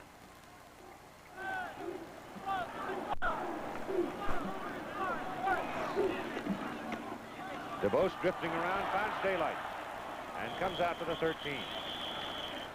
That is instinctive. You can't coach that kind of running. He made a tremendous cut. Nothing there. All the blocking had escaped, and then all of a sudden he cuts back and makes a nice gain. Dubose is just outstanding with his moves and with his power. Tom Osborne in his 13th year, 81%, 2nd best of active coaches. Couldn't happen to a nicer person.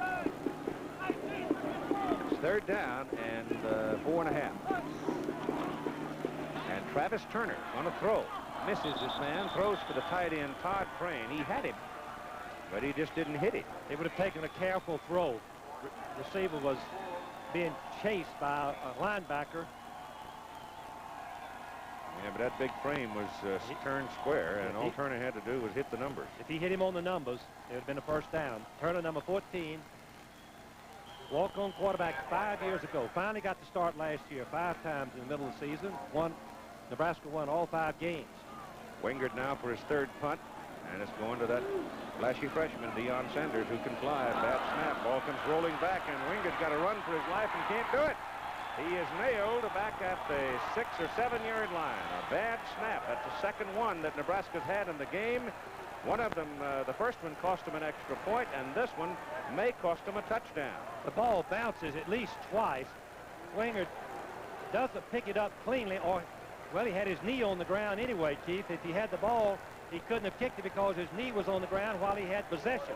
But he does all he can do at that time is try to gain what he can. A break for the special team. Here, let's see it again. You can see his right knee touching the ground. Should he get the ball, really it's dead right there. It's really, if the official had been alert, it's Florida State ball right there, Keith. But official, you know, we got a better view up here maybe. Mark Cooper having his troubles with the snap. They go to Sammy Smith, the big freshman tailback, and Smith gains nothing. Of course, the first down on the 1 yard line is a heck of a difference than first down on the 7. Had the official recognized the knee on the ground was possession of the ball by the kicker. Mark Munford had come flying in to get a piece of Smith along with Brian Siebler, the free safety. Mike Knox, returning from a knee injury, a leg injury, is back in there as a starter at linebacker, though Knox sometimes will come out in favor of Chad Dapper in passing circumstances. It's on the 7 yard line, 2nd down and goal now for Florida State. Last time they were down there knocking on the door, they wound up with a field goal.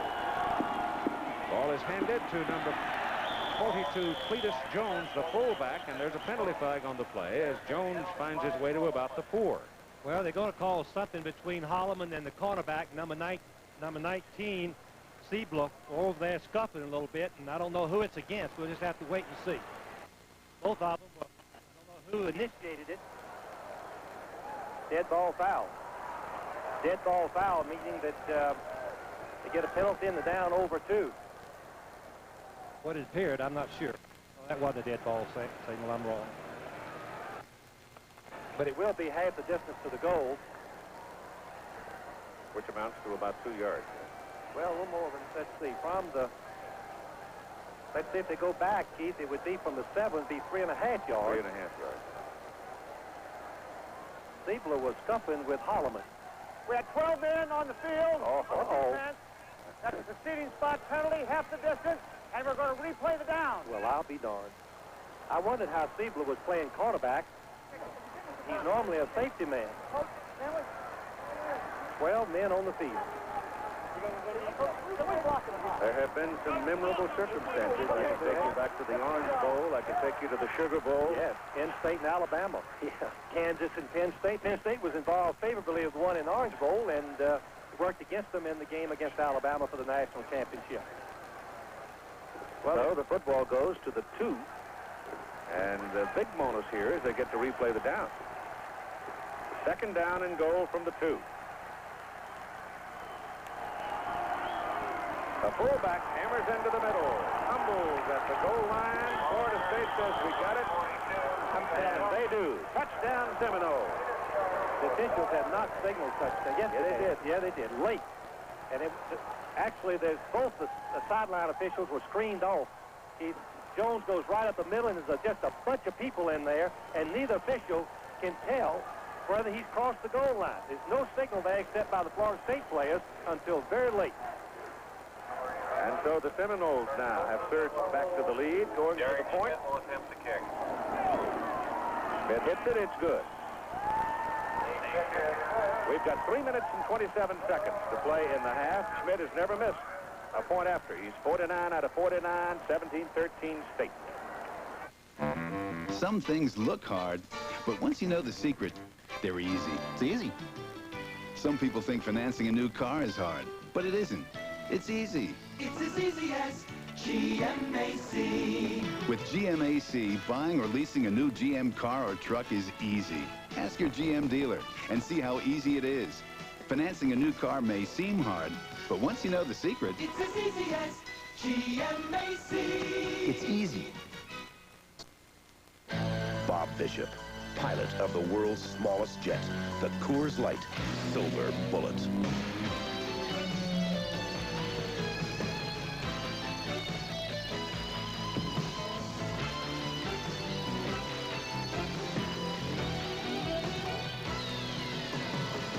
Coors Light, the right light one. The Silver Bullet. Coors Light beer. Cletus Jones, the man who found just enough with his size and muscle to get it into the end zone and give the Seminoles a 17-13 lead. And Nebraska opening game, it's showing. With regard to the official calling the 12-man and studying those mechanics, one of the officials is responsible for counting the personnel on every down. It's the back judge, and he counted the 12 people. Didn't happen by accident. That's his assignment. That's part of the mechanics of officiating.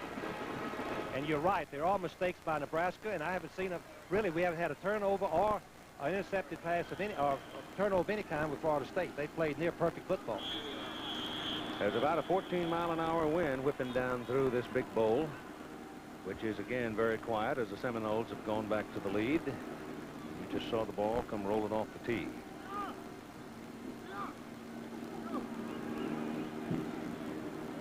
If it blows off this time, they'll have to send somebody out there to hold it. Keith, this is, I tell you, for a first ball game, boys, I think it's a great performance by both teams. They're imaginative and they can move the ball. That's the key. Good high kickoff comes down to the 6-yard line to Keith Jones. Keith Jones, who is one of the fastest Huskers ever, comes back to about the 23. Tim Brandt now. Keith, Nebraska's kicking game has certainly hurt them thus far. It was a bad snap that missed the extra point. It was a bad snap that set up Florida State's touchdown on the punt. The reason for that is because Mark Cooper, the long snapper for Nebraska, is out of the ball game. He was hurt early. He got dinged on the head, didn't know where he was. They have kept him out. They have ice on his neck. They will check him at halftime to see if, in fact, he can come back in the second half. But with the snapper out, it has caused severe problems. Oh, I'm glad you clarified that, because I had named him a moment ago as a result of the snaps, and it is not Mark's fault. You know who's doing the snapping. Well, we will just have to watch it next time and see who it is. Blankenship had snapped 2 years ago. I'm not sure he was in there, but he had snapped for the team 2 years ago before he was ineligible last year. Those are the two games we have for you next Saturday, BYU and Washington, or UCLA and Tennessee. BYU is playing UCLA tonight, and the game next week will be Tennessee's opener. Johnny Major's opening with some new people, a proven quarterback, and a new defensive coordinator in Ken Donahue coming over from Alabama. Timeouts remaining, Nebraska with none now, and Florida State with 2. The time remaining in the first half is 3:21. In penalties, Florida State's been flagged one time for 10 yards, Nebraska twice for a total of 7 yards. And Southern California, the Trojans have defeated Illinois 20-10. Got out to a 17-0 lead and made it hold up. So that's the team most of the journalists picked out on the West Coast to win the Pac-10 this year. Keith, we've got Clayton back at quarterback, a rookie, playing in his first college football, varsity football game. 3 minutes on the clock, team trailing. Let's see what he can do coming from behind. Still got it, looking for a throw, doesn't get it, but gets a great block, turns it upfield to the 41-yard line. Brought down by number 40, Greg Newell, and 17, Eric Williams. Well, a quarterback that can scramble is another weapon. The defense has covered the receivers. A little bit of running room. Clayton doesn't hesitate. He pulls up behind the block of the offensive lineman, Bill Lewis, the center, 6'6", 275 pounds out in front of him. Paul Miles was in for one play, and now DuBose has come back at the tailback position for Nebraska. First down, ball up near the 41.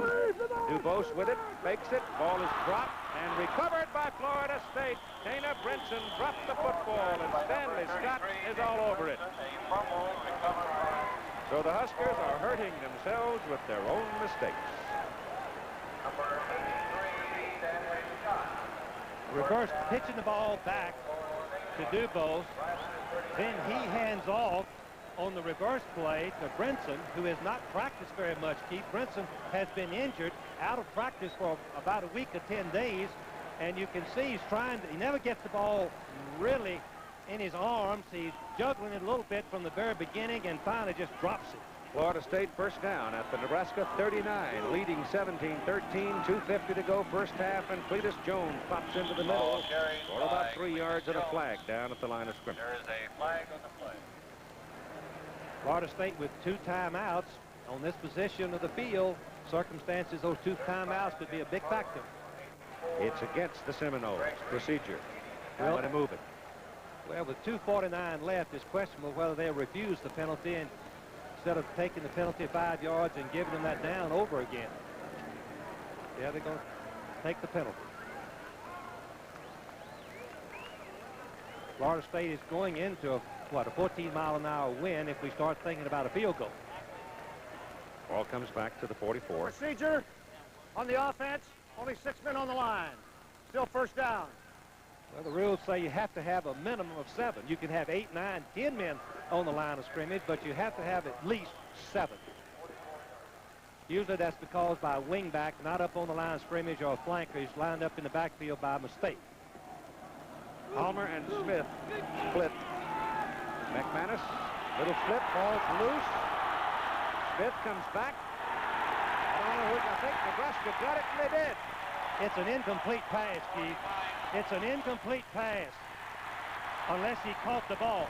If he caught the ball and ran with it, it's a fumble. But it was a lateral, Nebraska ball. Shuffle pass.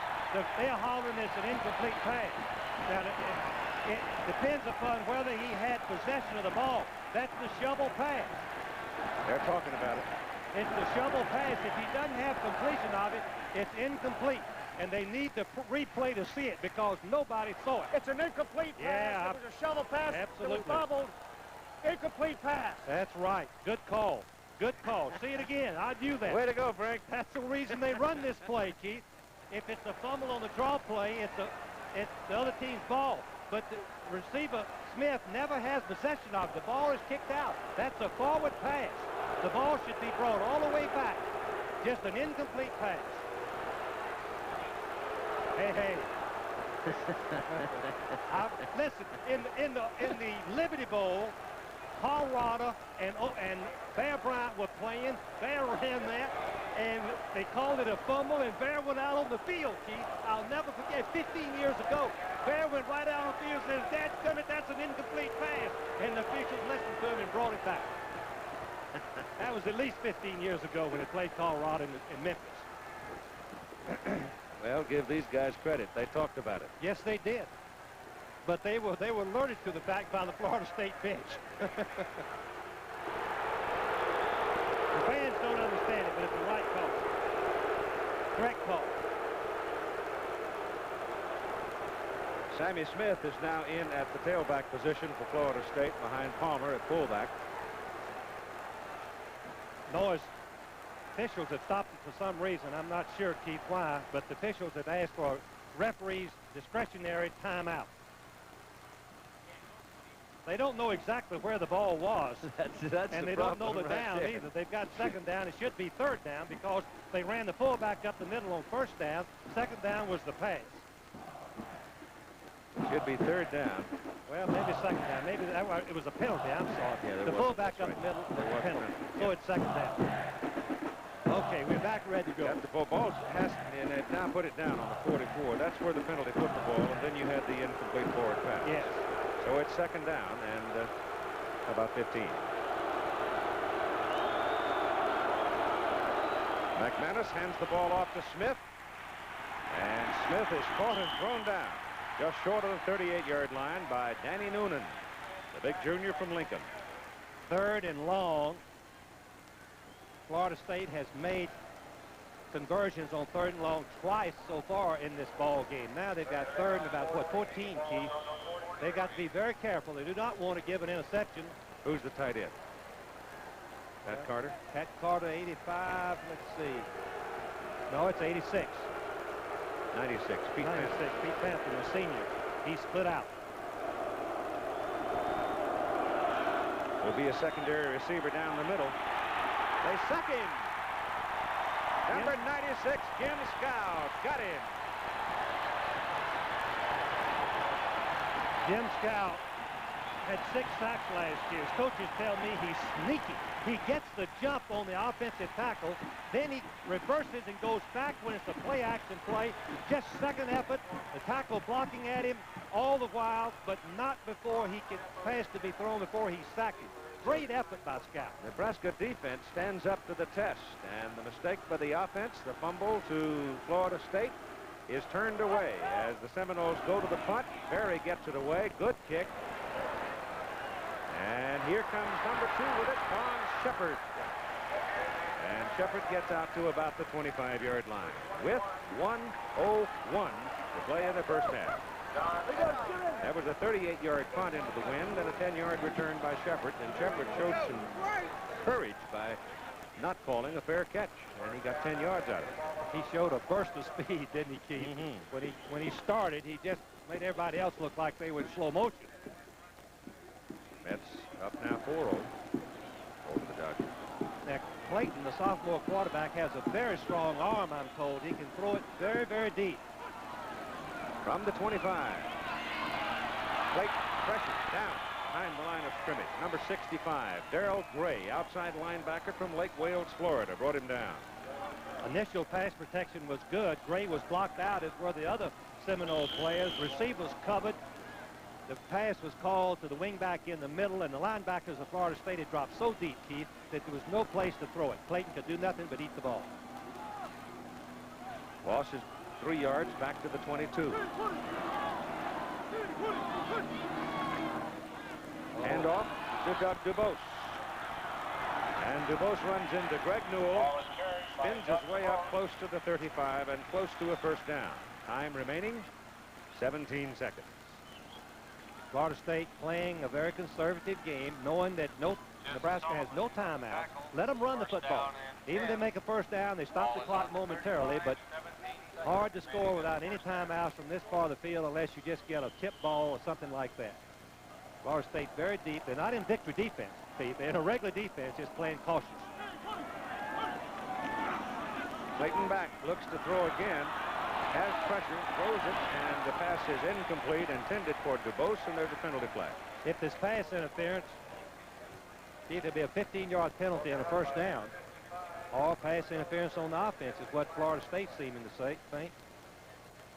Holding against Nebraska. You only got 4 seconds remaining.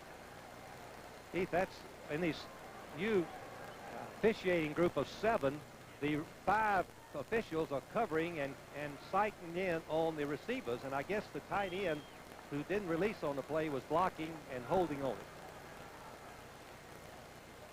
it. The tight end, 80, is holding on 83. Scott, the young sophomore rusher, gets his arm outside. He can use his hands as long as he keeps his arms on inside the frame of the body. If he gets outside, they're trying to call that and stress that, and that was illegal and a 10-yard penalty. Now the clock, the ball was stopped dead by pass, so we'll get one more play, Keith, or two more, 17 seconds. I don't know. Nebraska might just stick it in the middle and go to the clubhouse.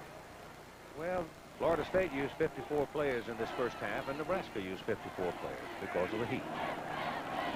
That's smart, Keith. That's a pattern that we expected. Yep, they're going to run out the clock. But Doug Dubose is going to get something out of it, isn't he? He runs the ball all the way to the Florida State 49, and the half is over. So that adds an impressive amount to his totals in the first half.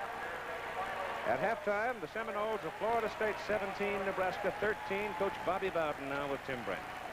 All right, Keith, I've got to ask you right away. A couple of these big gainers up the middle. It looked like the kids were running out of there. Are you going to try to stay home a little bit more in the second half? Well, we're going to have to, and yet their quarterback killed us on the option in the second quarter. The first quarter they killed us up the middle. I thought we solved that. Then they started running that option with that second quarterback who looks real good at it. So we got to take away that option run and that dang up the middle. Conditioning is going to be a factor. You guys, with Hurricane Helene, you practiced inside for 11 days, and you opened last weekend indoors. Can you hold up strong in the fourth quarter? We're in the Briar Patch. This is our kind of weather. One other question. When you went out there on the little shuffle pass, did they know that it was a shuffle pass until you told them? I told them before the ball game we're going to throw that thing, and it's an incomplete pass. And I'll be darned, I thought they awarded it to them. Well, they did it first. Yeah, well, they got corrected right quick. All right, Bobby. Good luck in the second half. All right, so Florida State leads at 17-13, and we'll be back here in Lincoln after this commercial message and a word from your local stations. We have been fascinated from the beginning. Number 2 snapper, and he had some gloves on that were all wet with moisture, and he couldn't get them off because they were taped on, and so he just couldn't snap the ball well. That's one of those things that happens to you. It's one thing you just hope doesn't happen. And then we laid the ball on the ground one more time, and Florida State played pretty much error-free football, and I guess that was the difference in the two teams. Who's going to play quarterback now? Clayton was exciting, made things happen. Well, we'll start out with Travis Turner again. We'll play McCatherine as the half goes along. Okay. Okay. Well, before I get in this kickoff, Keith, I'm going to throw it back up to you. All right, Jimmy, thank you. We have been fascinated from the beginning. Number 2 snapper, and he had some gloves on that were all wet with moisture, and he couldn't get them off because they were taped on, and so he just couldn't snap the ball well. That's one of those things that happens to you. It's one thing you just hope doesn't happen. And then we laid the ball on the ground one more time, and Florida State played pretty much error-free football, and I guess that was the difference in the two teams. Who's going to play quarterback now? Clayton was exciting, made things happen. Well, we'll start out with Travis Turner again. We'll play McCatherine as the half goes along. Okay. Okay. Well, before I get in this kickoff, Keith, I'm going to throw it back up to you. All right, Jimmy, thank you. And what do you think about the temperature now? Has it cooled off at all? Good breeze blowing down here, but the surface, the floor right here is still awfully hot. I mean, your feet are burning, and it's an effort just to get around. But really no ill effects to the players. There have been very few cramps. They're keeping fluids in them, and I know, talking to the trainers, they said that they gave the kids a lot of bananas yesterday and today to get that potassium into their system. Right. All right, Chuck Wells joins along the receiving line, Tanner Holloman and Curtis Thomas for Florida State. Chuck is the man in the middle, number 44. As Nebraska will kick off, Florida State is leading 17-13. The second half is on. That's a very high, long kick. The wind blows it way back into the end zone, and Wells will not return it. Florida State will come out to the 20, first down. Nebraska sends out Brad Smith, 230 pounds, along with Chris Buckman, a 250-pound tackle. Danny Noonan, 275, the nose guard. Jim Scow, a big first half, is the other tackle, 250. And Greg Reeves at defensive end, 225. Linebackers are Mike Knox, 235, and Mark Munford, a junior, at 230. They lead the defensive unit up front. We'll give you the secondary in a moment. Florida State comes out with Chuck Wells at tailback. They've got Cletus Jones at fullback, and Danny McManus is the quarterback. From the 20, goes to the fullback, Cletus Jones, 3 hard yards. It'll be second down and 7, brought down by Mike Knox. Dennis Watkins is the left cornerback for Nebraska, junior college transfer from Chicago. Cleo Miller's the other corner. He also a JC transfer. Home is Dallas. The safety, strong safety, Brian Washington, a true sophomore, and Brian Siebler is the free safety, a junior out of Fremont, Nebraska. Second down and 7 for Florida State. They didn't make any mistakes of note in that first half of play. As Tom Osborne said, seemed to be the difference in the ball game. McManus gives this time to the tailback, Chuck Wells, to the 25, and there he's pinned down. The offense, the backfield as we gave it to you. The wide receivers are Herb Gaynor and Darren Holloman, and the people up front, as best we can determine at this point, pretty much the starters, except Salva is not in there. Salva did not start the ball game and is hurt and would play only if they had to have him. Here are the stats for the first half, just about what we would expect. Nebraska runs the best. Florida State passes. The defense is the one that are making some tactical changes during the half. Offensively, we'll see pretty much the same thing. Third down and 5. They run it on 3rd and 5. A relatively conservative play for a Bobby Bowden team. Leading in the ball game, Nebraska stops him after 2 yards and forced the punt into the wind. That was a surprise call, Keith, because they're going into the wind, which could, short kick would give Nebraska good field position. The defense has done their assignment, stop, force the kick, hopefully giving their team good field position. It will be interesting to see how much Nebraska grew at halftime. Sometimes teams do. When you're trailing, you show the character and the leadership, particularly the leadership, Keith. Lewis Berry's punt is into the wind. It's a very good kick considering it. Vaughn Shepard takes it, drops back to the 33, and comes back to about the 40 with it. So it is a 40-yard punt and a 7-yard return. And the Florida State Seminoles send out to play defense. Garth Jacks, an outside linebacker. Isaac Williams is a defensive tackle, 260. Todd Stroud in the middle at nose is 235. Gerald Nichols, 265. The other tackle, the other outside backer is Darrell Gray, 235. And the inside people, strong side, will be Fred Jones, outstanding first half, and Paul McGowan. And Nebraska starts big, moving the football from the 40 all the way across to the Florida State 48. And you can see, I think, off that play, a little more determination as the offensive line gave Doug DeBose a good hold. Martin Mayhew is one of the corners for Florida State. Eric Williams is the other corner. A sophomore, Deion Sanders, is in the ball game. And Stan Shiver. Greg Newell played a whole lot in that first half of play. Second carry is by Tom Rathman, the fullback. And Rathman from the Seminoles 48 gets it down close to the 45.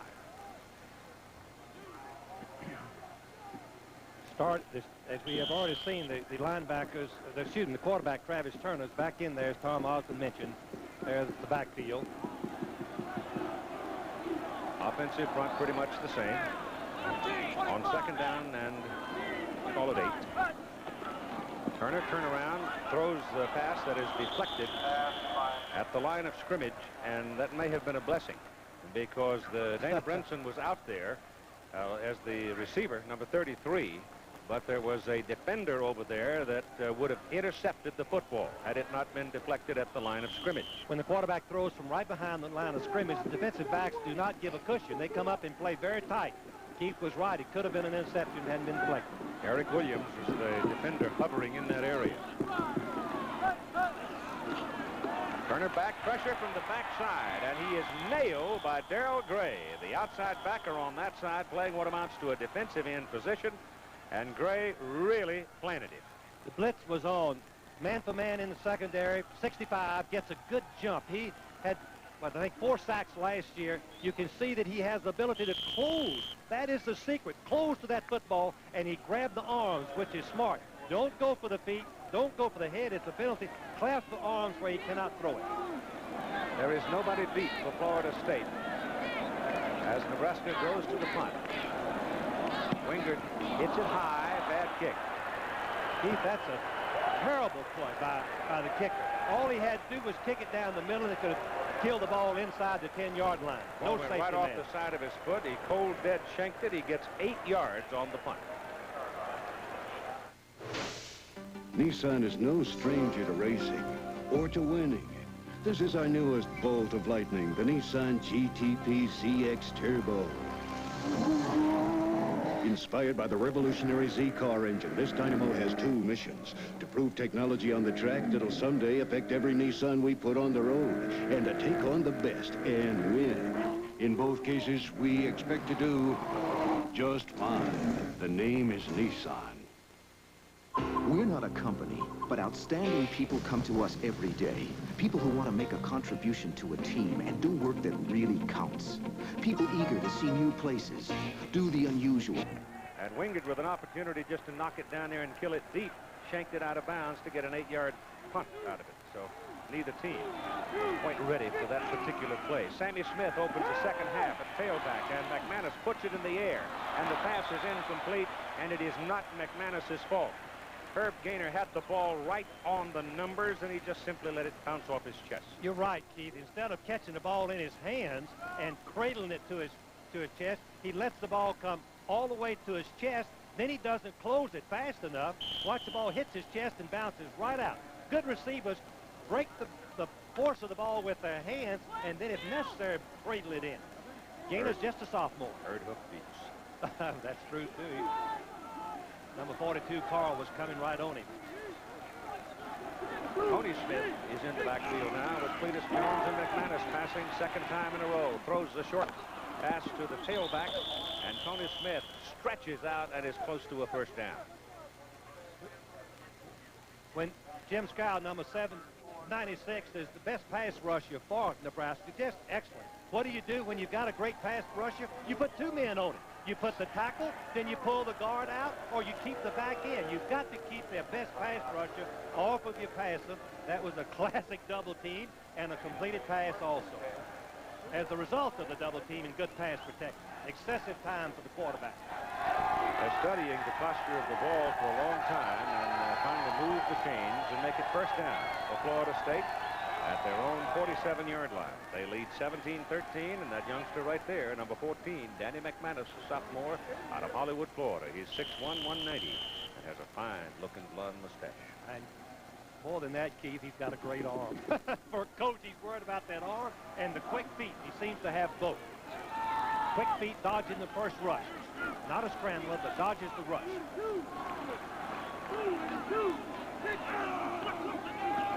throw it again. Going down deep. Holloman's down there. Should be intercepted. It is not, as Holloman turns into a defender and knocks the ball away. Siebler was waiting.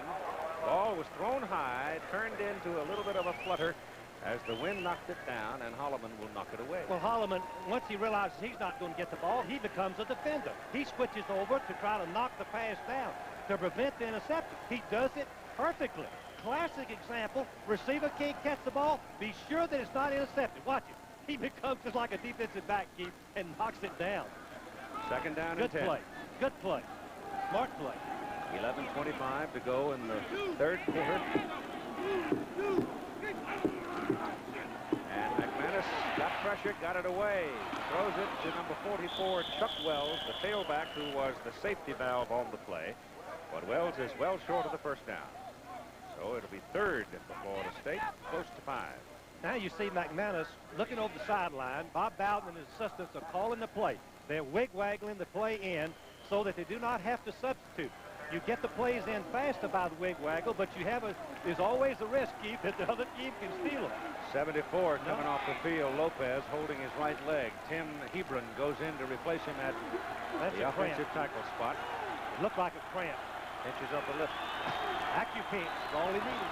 Third down, 4.5. McManus, pressure on him, has to unload, and number 76 actually had a shot at intercepting it. Chris Buckman.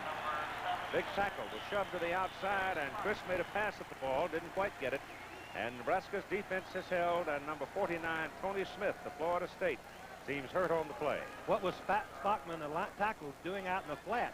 He was coming out to play the screen because the defensive ends were blitzing, and he was changing responsibility, which gives him a chance to come out and make a play, and he came close to intercepting for a touchdown. Time is out on the field for Tony Smith. You've got 10:39 to go, third quarter. Another Strohs and a Stroh light. So, with 30 seconds left, Monroe hits from the corner. But Goodrich comes right back with a 15-footer off the glass. Now, the Pearl gets the ball again with only 3 seconds left. 2, 1. You missed. So did the Pearl. Strohs and Stroh Light. Fireproof for great taste and good times. The best deal in Nissan history will soon become history. But for a limited time, you can still get 8.8% financing on any tough new Nissan truck. Listen to these savings. Nissan saved me almost 600 bucks. That's an example of what you can save on Nissan's lowest sticker price truck. How much did you save in interest payments? Almost $1,300. How much will you save with 8.8? A lot, if you buy your new Nissan truck right now. The clock is running. The name is Nissan.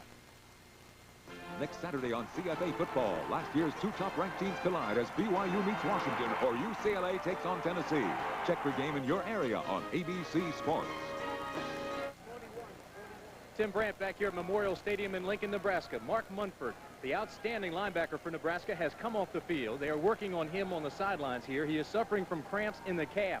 They expect him to get back. He is a tough kid, but I'll tell you, he came off in a lot of pain. The cramps are in his calf. The first time that we've seen the heat really take a toll on one of the players. Keith? Florida State, Nebraska, each with a man off. Tony Smith had his bell rung, walked off the field, but he was a bit wobbly. Here's the punt by Lewis Berry, and that's a good one into the wind. Whoa, is that a good one? Let me tell you about it, folks. He's knocked that thing out of bounds inside the 5-yard line. Just outside, or just inside the 5, into a 14-hour wind. He hits it 42 yards. Bobby Dodd of Georgia Tech would be proud because he lined up on the left hash mark, Keith, and instead of trying to kick it down the left boundary, which you could slice or hook it over, he kicked it across field. Next week's lineup for you on our presentation of college football. It's a split national. You can have your choice depending on what part of the country. Well, you don't have a choice depending on what part of the country you live in. Some of you will see BYU, Washington.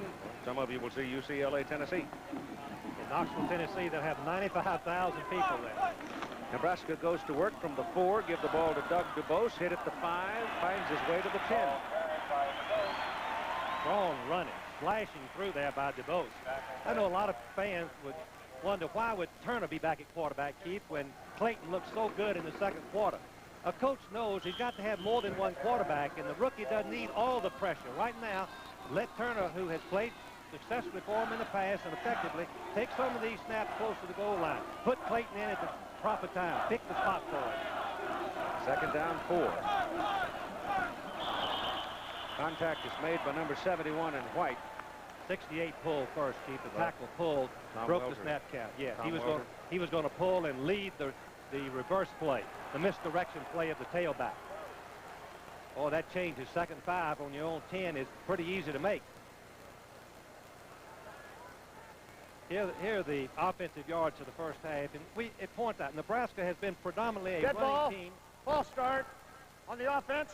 Still 2nd down. Last year, they were 97th in the nation out of 103 Division I teams in passing, but they were outstanding in running. The only thing about this, Keith, is if they get behind, then they've got a problem. Yep. They have to throw. They throw by surprise. 2nd down and 9 from the 5. Turner out of his end zone, gets it off, goes deep, too high, and incomplete. The receiver downfield, running a good pattern, Schnitzler, but he was just not tall enough. Frayne, wouldn't get it. Keith Frayne, the tight end, was wide open. The safety man to the right of your screen, I don't know whether we can see it. It's a fake play going for the bomb, but Frayne, the tight end, had beaten the strong safety, and he was wide open. You can see number 80, he's behind everybody. Schnitzler's coming across on the post route. Ball was a little bit high. Mayhew was there to defend against it. But Turner's now 1 out of 7. He's missed 6 in a row. 3rd down and 9. Option it. Turner keeps it. And he's banged up at the 9-yard line. So they'll have to punt it. But the kicker will have the win.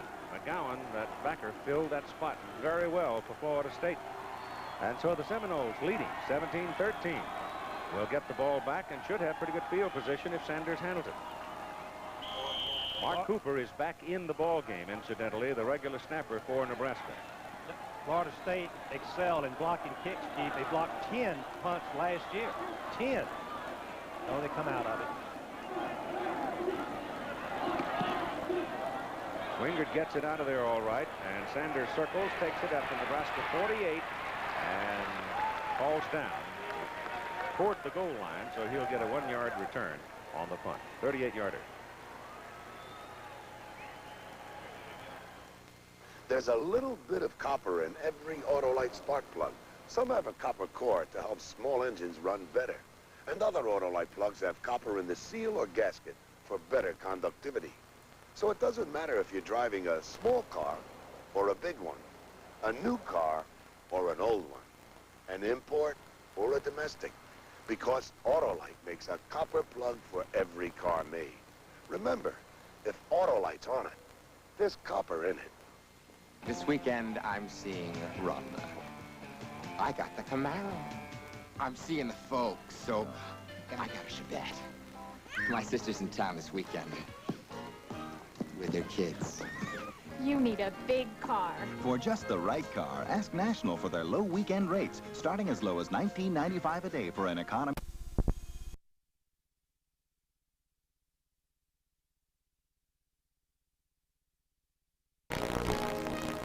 The Cadillac. Weekends it pays to get national attention.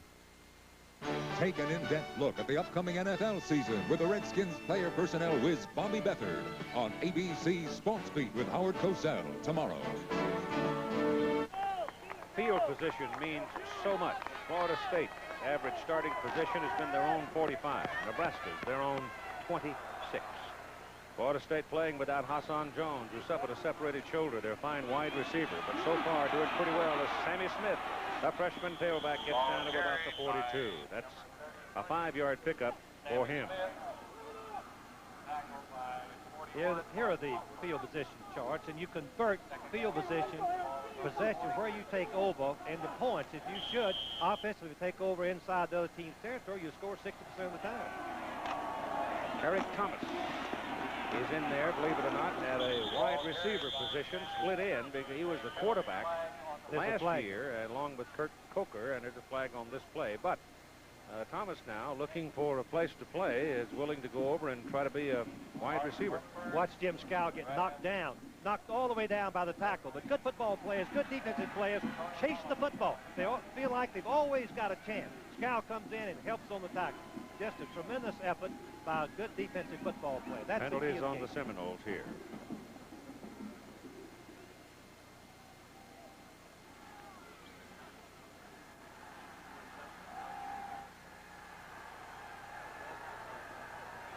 Ball comes back just outside the Nebraska 46. John McClintock. Illegal procedure on the offense. It is still second down. Keith, Florida State has been very conservative in this second half. I think that going into the wind, you're likely to be conservative. You hope you can get out of the third quarter facing the wind, still leading, and then have a chance to do more offense in the fourth quarter with the wind. It's second down and 10.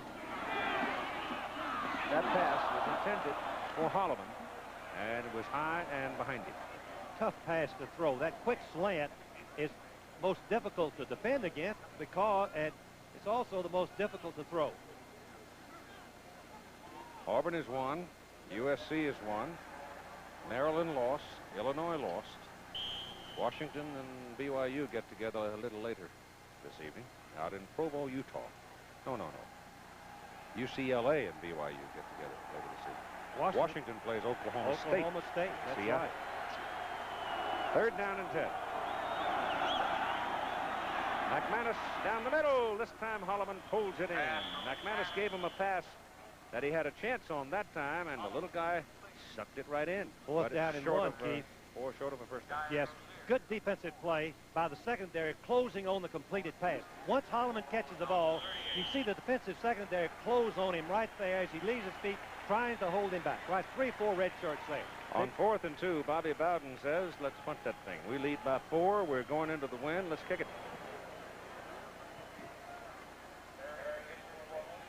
And that's a smart play right now. And the wind is a factor, Keith. You must take that into account. Berry, high in the air. Wind's going to knock it straight down. They got a shot to kill it deep. And they do. Down around the 10 or 11-yard line. Ball bounced back upfield on them. If it had bounced forward, they had 3 white shirts down there on the goal line to keep it from going in. Washington and Dallas coming up here on ABC next Monday night, the premiere of the NFL season on ABC. And then moving along to Thursday night, another presentation involving the Los Angeles Raiders and the Kansas City Chiefs. Both games 8 o'clock Eastern time on these ABC stations. McCathern Clayton is the quarterback. Put it on the 12. First down, Nebraska. Dubose ambles along. When Dubose ambles, he's going about 40 miles an hour. You're right. When he turns it on, it's a lookout. He's a slasher with moves. Most slashers, the backs who just try to split an area, aren't breakaway threats. Dubose is so effective because he can do both. He has the moves, and he also can slash through for yardage. 16 carries, 108 yards in the ball game. It's just short of the 19. Second down, 3.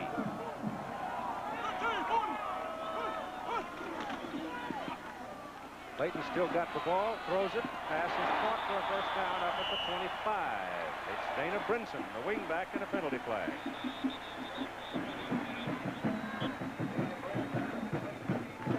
There's a penalty somewhere downfield against Nebraska. Boy, that hurts. Must have been offensive pass interference, offensive something downfield.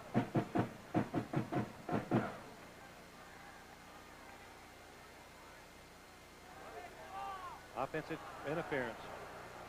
That's a loss of down, too. Well, they're just killing themselves with mistakes. Yes.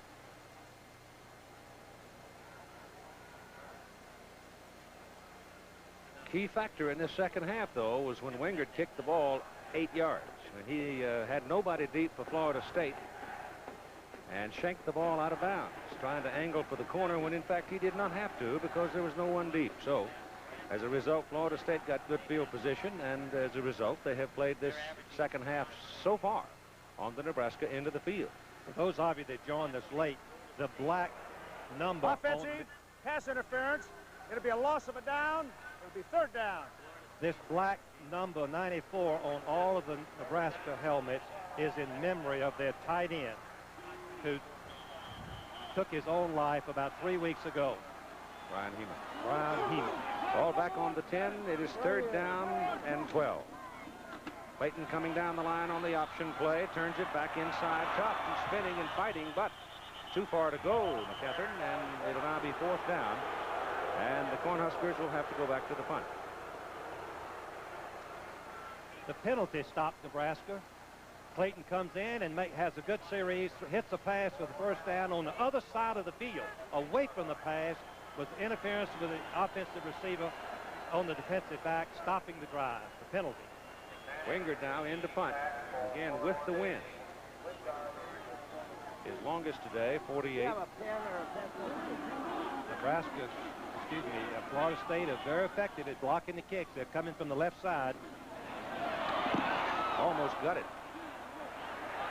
Ball takes a Nebraska bounce, however, bounces over Sanders' head and turns into a big one. Deion Sanders had to come all the way from midfield, from the center of the field to the sidelines to get it, but look how close this is. Coming from the left of your screen, the Florida State defender leaves his feet, dives out in front, so he will not hit the kicker, will not rough the punter in case he doesn't get the ball, misses it, and then the ball bounces for Nebraska. They'll roll about 16-yard average, Keith. Robinson, number 15, is succeeded Joe Wessel as the designated punt blocker for the Seminoles. Joe had 6 himself last year. Robinson just about had his first. McManus pitches the ball to Sammy Smith. Going wide, Smith is collared and brought down by Tony Holloway, defensive end. Holloway, number 91, is an interesting story. He was an inside linebacker, and Nebraska was just overstocked with inside linebackers, so he wanted to move to the outside position, and he asked to be redshirted in his junior year so he could learn to play the position. McManus gives it to Smith again, steps through the line, knocked off his balance, and goes down at about the 34. Again, Tim Brandt. Keith, the reason that we have not seen Darren Holloman in the last 2 series, he took a shot, or in this series anyway, he took a shot to the sternum. He's in a lot of pain right now. Darren Holloman, the wide receiver for Florida State, he's been an integral part of this game, and it looks like he's gotten clearance, but he was really suffering on the sidelines, took a shot to that sternum, so he's in a little bit of pain. Cletus Jones comes off the field now for Florida State. Tanner Holloman goes in at the fullback position, making his second appearance in the ball game as a blocker and or running back. It is third down and a long drive. McManus, plenty of time. Shoots it down the middle. Holloman makes the catch. First down, Seminoles. He was in a crowd, too, Keith. He held on to that football for dear life. Number 46, of course, is Chad Dapper, who had a great game in the Sugar Bowl. You know, Keith intercepted 2 passes. Number 46, he hits him, boy. That's a helmet right into the numbers. Watch this. This is what the receivers have to be prepared for. The great thing about Holloman, he's only 5'6". He holds on to that ball. He catches it. He protects it. He gathers himself and takes the blow and holds on to it.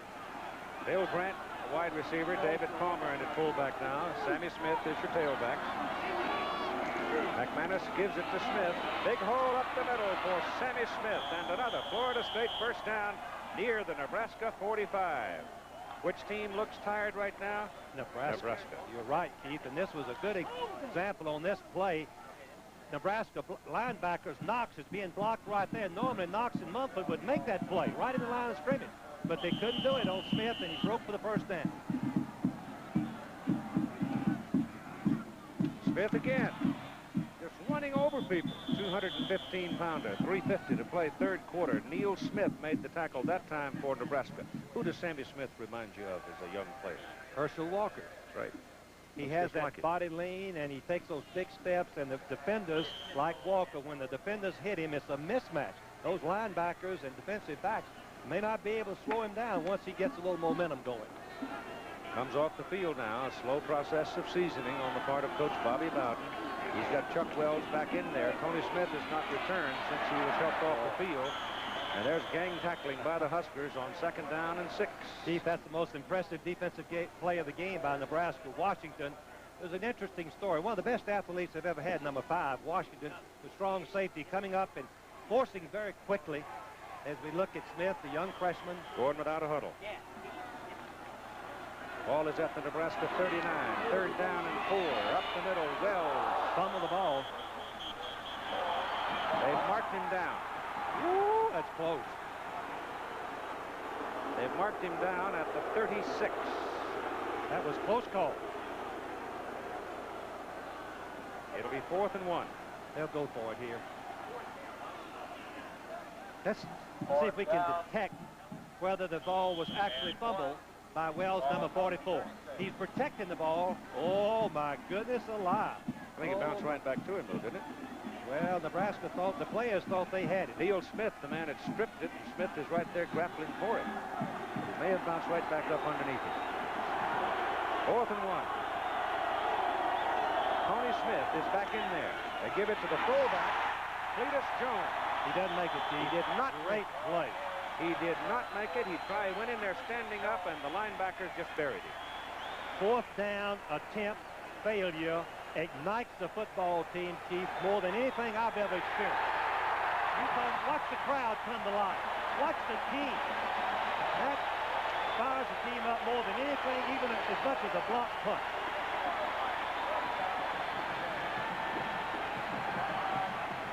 Well, as you said, the crowd responds. The Nebraska offense comes on, timeout on the field. These old-fashioned shingles have worn out before their time. The culprit, insides of mere paper. Ugh. Now these are long-lasting Owens Corning shingles. They have a heart of pink fiberglass, so they shrug off moisture, keep their cool and baking sun, and glide through winter after winter. And that is no snow job. Owens Corning, our building products put your house in the pink. When it's freezing cold and the sirens blow and the mercury's down to 20 below, you don't need problems, you gotta go. That's why America goes with Prestone. A fresh fill of Prestone 2 antifreeze fights freeze up and rust up too. A radiator could look this bad after just 10,000 miles of driving on weak, neglected antifreeze, while the Prestone radiator looks this good. Get the Prestone difference. America goes and goes and goes with Prestone. It's sort of like sitting on a smoldering fire. Powder keg, Keith, is right. I was going to say that, but that's a little violent for a hot day. Yeah. Keith Jones is in the backfield, a sophomore, 185-pounder from Omaha at tailback for Nebraska. 1st down Huskers, their own 36. They've just stopped Florida State on 4th down. Clayton option. Jones trailing, and Clayton did not deliver the ball to him. Mayhew coming up off the corner. These are games completed today. Bo Jackson, big start in his race for the Heisman at 49-7. Auburn beating Southwest Louisiana. Southern California ranked highly going into the preseason. Highly regarded on the West Coast and showed it, beating the Illini 20-10. Keith Jones in at tailback is the fastest Husker ever. 4.33 in the 40. Clayton back to throw. Goes down the middle with it. The pass is deflected and incomplete. And oh, it was close. It was close. McGowan was the man that knocked it away from Frayne. Penn State continued its dominance of Maryland, 20-18. Maryland's only beaten them one time in that series of 29 ball games. And Boston College edges the Temple Owls 28-25 in a game today. A lot of games being played tonight. West Virginia rolling over Louisville. John Leland showing off his new version of Mountaineers. Colorado beat Colorado State today, 23-10. And here's Clayton rolling, getting protected, pulls it down, going to keep it, running for the marker. He's there. He's got a 1st down for the Huskers up at their own 47-yard line. Keith, that was impressive.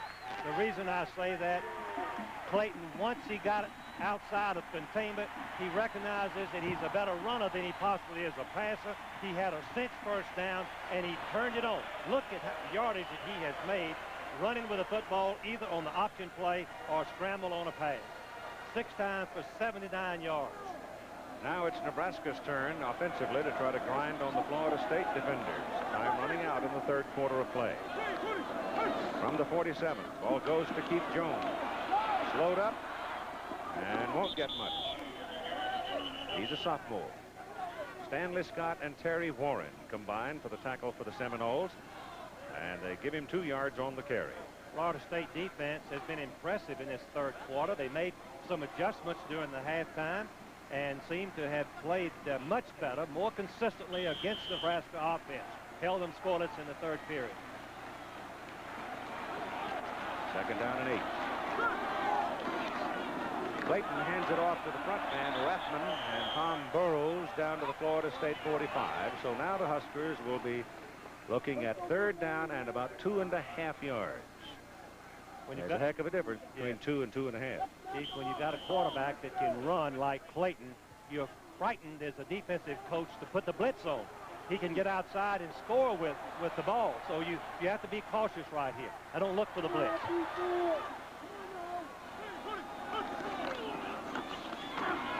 Clayton goes outside on a delayed pitch to Von Shepard on his way down the sideline. He's out of bounds at the 14-yard line. Von Shepard, another sophomore from St. Paul, Minnesota, almost scored. The option play, fake to the tailback and pitch to the wingback coming around.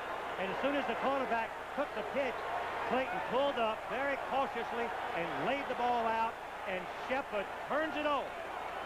He just steps out of bounds according to officials right there. Oh, there's been a touchdown. Mayhew knocked him out of bounds. So we've got 15 minutes to go. The Cornhuskers are threatening now. They trail 17-13.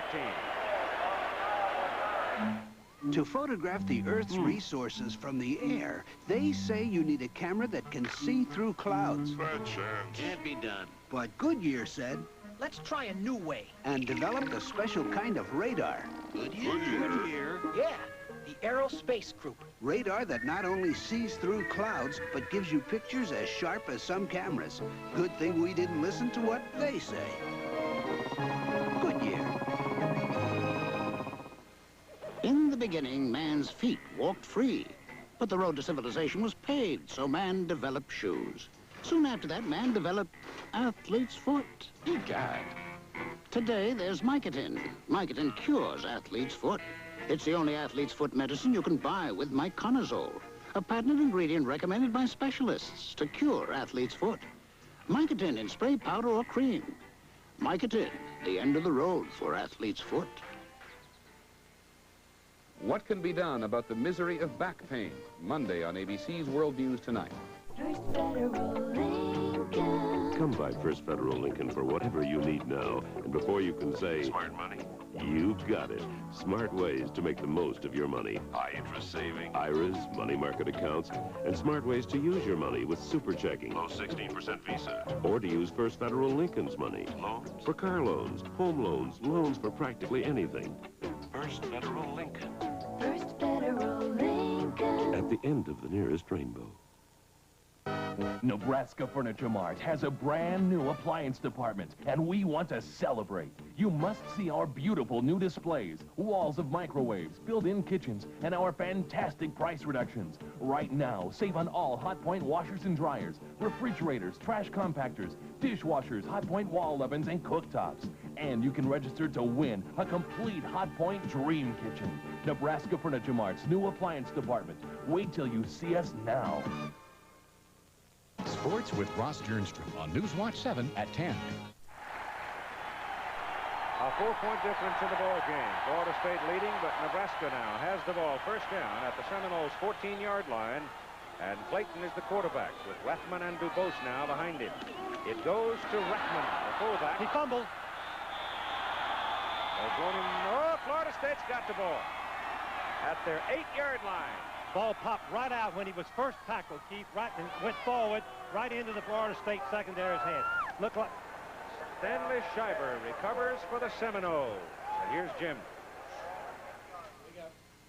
All right, in case you have just joined us, we will bring you up to date once again on the Pete Rose situation. Rose today 0 for 4 with a walk in Chicago against the Cubs, still 2 hits short of 4,191, Ty Cobb's Major League record for most career hits. ABC will interrupt its regular programming to show you the record-tying and record-breaking hits at the time they occur. Tomorrow, again, the Reds against the Cubs in Chicago. Steve Trout on the mound, a left-hander for the Cubs. Back to Keith Jackson.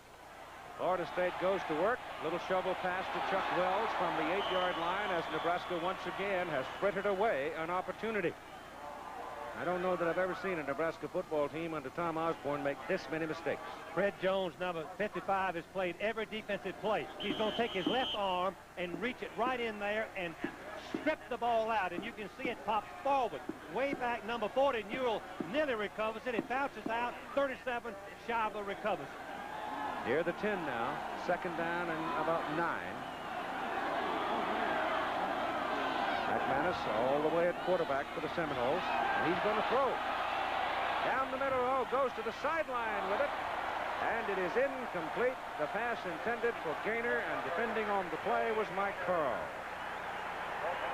The pattern that most college teams throw. Jim Scow laid a lick on McManus back there at the goal line when he delivered the ball, and McManus is thrashing around right now, hurt on the play. I believe that's McManus who's down. Well, on the pass that was just thrown, Gaynor was a little bit delayed. Yeah, but that doesn't have any matter at all. It's McManus who's down. Hoping he just got the breath knocked out of him and not injured. He's had such a great game. Sophomore, started his first game against Tulane, 14 out of 19, 73% completion average. Today, he's just been spectacular and mixing it up. He's 15 out of 27 for 169 yards and 1 TD.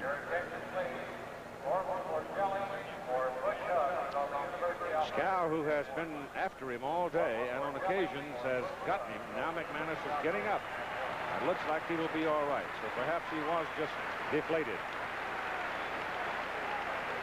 Kurt Coker, number 11, coming out, is the quarterback behind McManus and stops for a moment to speak to him and now goes onto the field. It was Coker.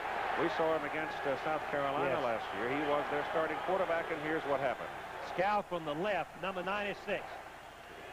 McManus delayed his throw. He recocked. The ball is thrown.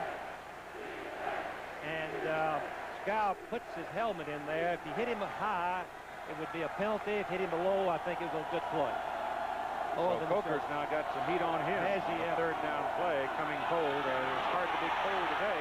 They give it to Sammy Smith, the big tailback, and they finally wrestle him down around the 15-yard line. Brian Washington again leading the defensive play for the Huskers, and they have held Florida State. Smith today, he only had 25 yards last week on 9 carries against Tulane. Didn't play much today. He's had 10 carries for 58 yards. But the whole point here is that Nebraska pins him up at the 15 and should have good field position. But Berry, with the wind at his back, is capable of just killing the punt.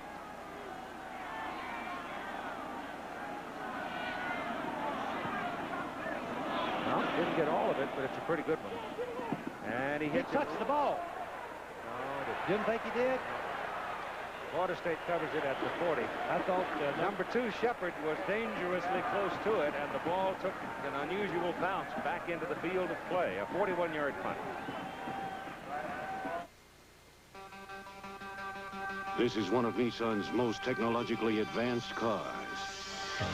It has computer-controlled carburation, a 4-cylinder overhead cam engine, 5-speed transaxle for precise front-wheel drive handling. Surprisingly, this is also Nissan's lowest-priced car, the Sentra, America's best-selling import. For an economy car that doesn't skimp on technology, the name is Nissan. Everybody's tried to make computers easier to use. Well, now there's an ITT Extra personal computer that you can tell what to do by talking to it. Airplane, please.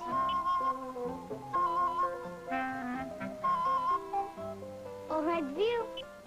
This ITT Extra is part of a total office communication system. Magnify.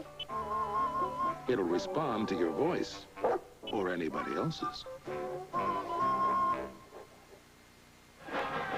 13-19 to play in the game. Florida State hanging on to a 17-13 lead. But no scoring in this second half. The Huskers had one going with a first down on the 14 and coughed up the ball, turned it over. Now they've got their best starting point of the ball game for the first snap of a series, just beyond their own 44-yard line. And Keith, Florida State has 3 new defensive linemen, fresh defensive linemen in the ball game. Gabbett, Shavers, Scott. Clayton is the quarterback. Options down the line. Goes to DuBose. Cuts it back inside. And picks up 8 yards. Keith, Boy, he's quick. in the last year's game against Oklahoma, he gave that 360-degree turn on 2 critical situations. DuBose does a 360 to escape the would-be tackler. Number 55, Jones, first makes him pitch, and now let's see who it is out here.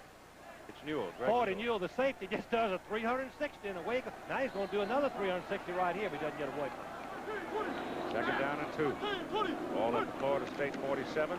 Clayton rolls it, looking for a pass. Nobody really to throw to. Set up a screen for DuBose. And DuBose is on the chalk. Down around the 31-yard line of Florida State. 32 maybe. Felton Hayes finally brought him down.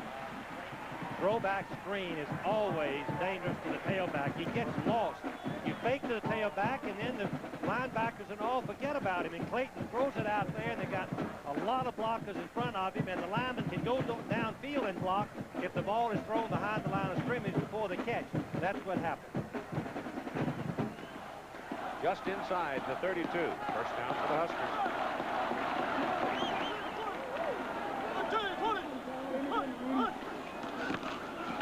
DuBose goes to that strong side, and he's got 4 at least. The strategy of shifting the tight end from a field position into the boundary, given an unbalanced line, has really given Florida State some adjustment problems on that occasion. As Keith mentioned, Florida State didn't have enough people over there. They were lucky to get him down, get DuBose down. Give him 5. Second down and 5. Yeah, by the time they put Frayne over there and then add the wingback Lindstrom to it, they got him outmanned about, what, 6-4. Still a numbers game, isn't it, Keith? Yep. People dancing around at the line of scrimmage. Rathbun, meantime, breaks one for the first down all the way down to the Seminoles 12. It's a great thing to have a fullback that's a threat carrying the ball. Nebraska's always run the trap. The right guard is pulling and trapping the linebacker, number 38, McGowan, and that is a tough block, Then 21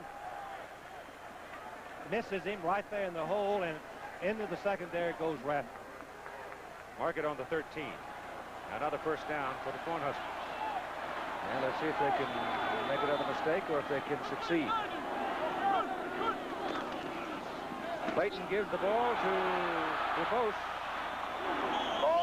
They handle DuBose. There was nothing in the middle. He started off tackle. There was nothing there, and he bounced outside. He ran into 2 more. Shaba made a sensational tackle one-on-one in an open field against a player like DuBose. Is a difficult thing to pull off. He made the play, forced the tackle, and no gain. 19 carries, 121 yards now for DuBose. Nebraska a little bit slow getting this play off. See, 15 seconds to go. They're going to have to hustle a little bit.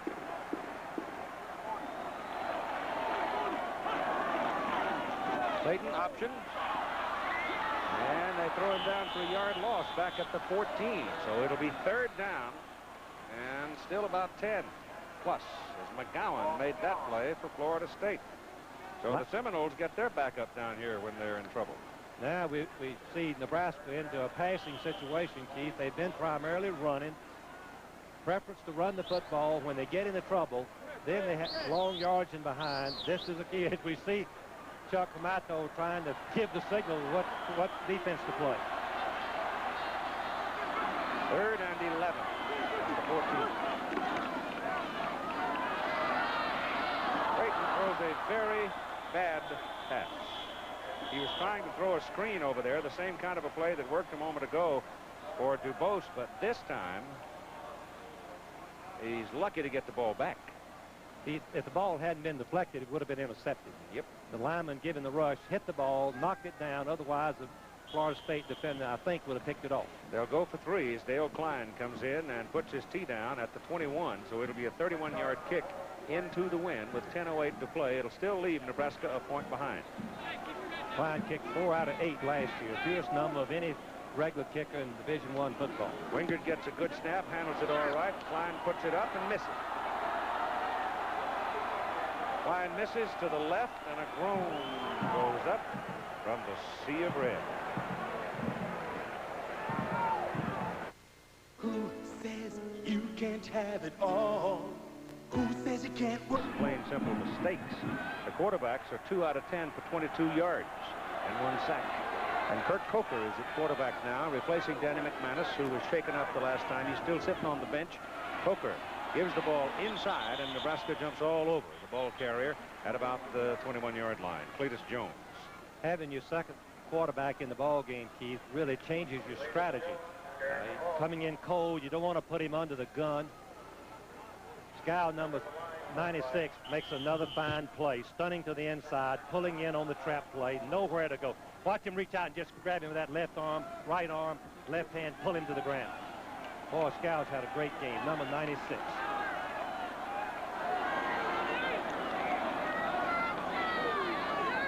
Second down and 9. Coker gives the ball to Sammy Smith, the big freshman tailback. And Smith, just that quickly, is out close to the 27-yard line. Tim Brandt. Keith, we just checked on quarterback Danny McManus of Florida State. He took a shot under the chin when he went down that last series. They are resting him. He will be back. They think he is fine now. His head is clear. His chin is a little bit sore, but he's going to be back in the ball game.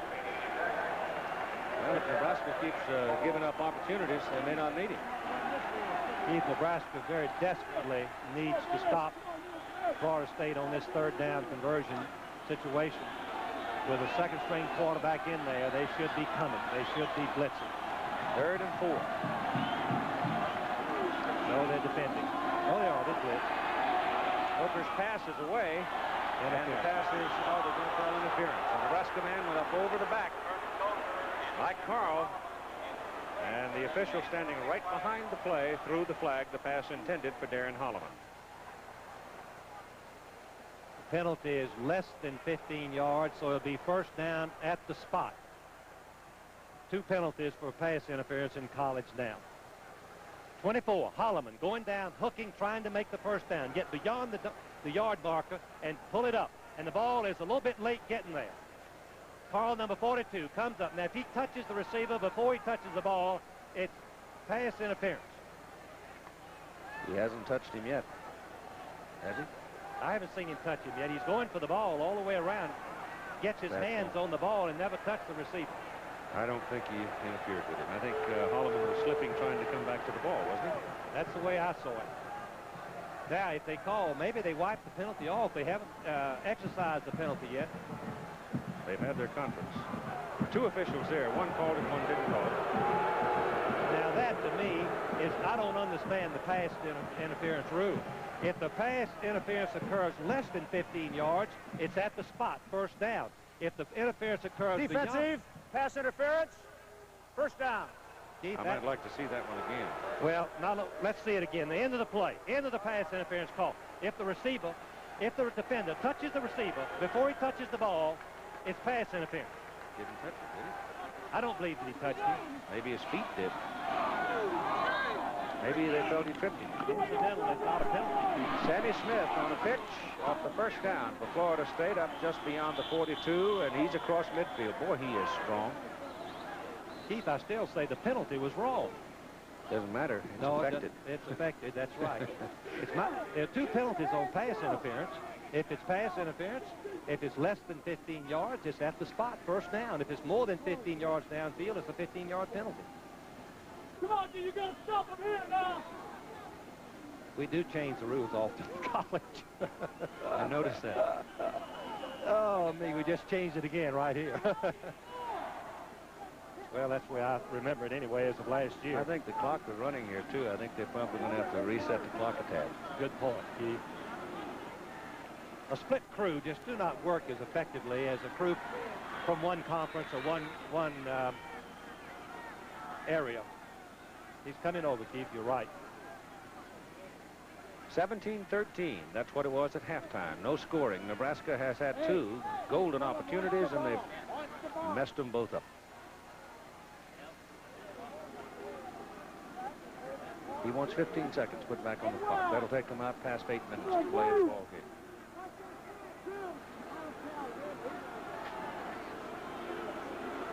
So while we're waiting for them to straighten out the time, here's Jimmy.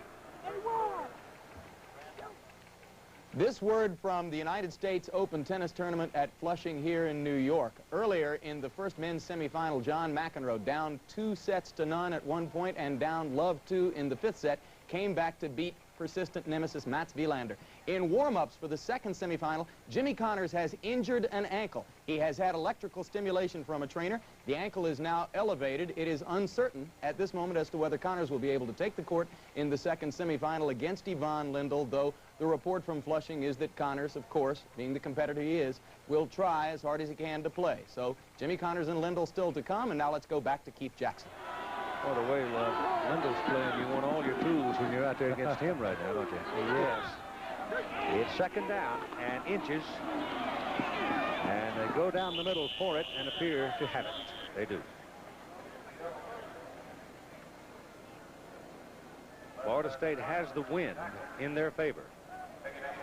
Kirk Coker is in relief of Danny McManus, who was belted in the end zone after throwing a pass. McManus is still sitting on the bench on the sidelines getting ice and being kept quiet.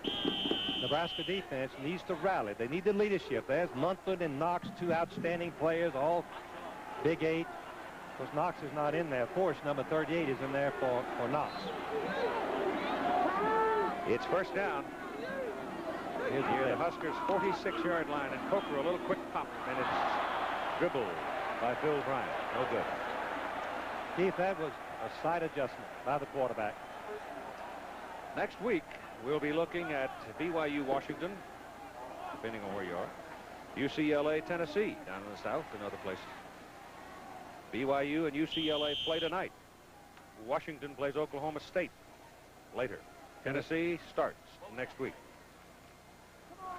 There's Danny McManus. He doesn't look like a quarterback that's going to go back in there and help lead the charge up the mountain to me. Second down, 10. Coker hands to Cletus Jones. Jones is to about the 44, where it'll be third down and 8. Jim Scow's had a great ball game, hasn't he? Well, he has that sneaky speed, is what his coaches told me. He's so quick. You see number 96 just make the charge.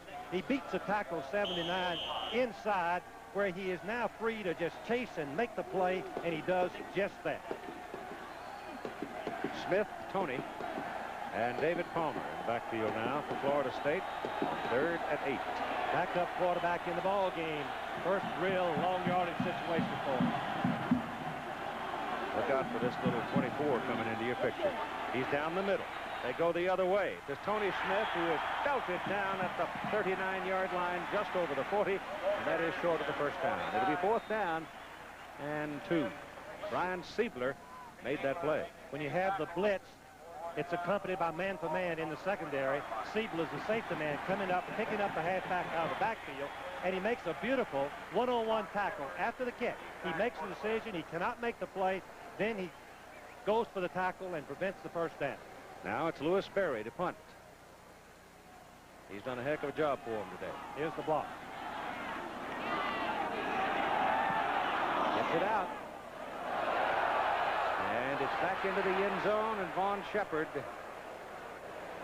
decides not to return the ball. Neither official has given a signal yet. They're not sure what happened. Well, I'll tell you one thing Shepard better learn. He better learn to make his decision in greater haste, lest he not survive the season. A good point. Pilot Chuck Yeager for AC Delco. Up here, power when you need it can save your neck. When you get back down to your car, it helps too. Today's smaller engines need extra firepower from a spark plug, and AC delivers. If you could look inside your engine, you'd see an AC spark plug delivering up to 30,000 volts, firing 30 times a second. Firepower when you need it from AC. Call 800 AC Delco for a retailer near you. Never wait for trouble. Are you as happy with your car as these Nissan Sentra owners? The Sentra drives super. It is the easiest shifting car I've had yet. It's absolutely wonderful. It feels great going around the corners, and it really hugs the road. You have the comfort of a large car, all put into a small, compact car. Sentra, America's most popular import. Have you ever driven a Sentra yourself? Well, you must, because believe me, once you do, you're going to be sold also. The name is Nissan. Back here at Memorial Stadium in Lincoln, we've got an update on Florida State quarterback Danny McManus. When he stood up, he got very woozy when we thought he was going to go back into the ball game. Now he's coming in and out of this thing. He's got a headache. He's a little bit dizzy. They're keeping him out. Right now, the trainers doubt very seriously, Keith, if he's going to be back in the ball game. All right, Timmy, thank you. It is Nebraska's ball. First down at the 20. Paul Miles, Ken Kalin, McCathern, Clayton. The backs for Nebraska. Looks like Tom Osborne said to Clayton, go win it. Pass is zipped downfield. Threw the ball right over an open Todd Frame. How's it?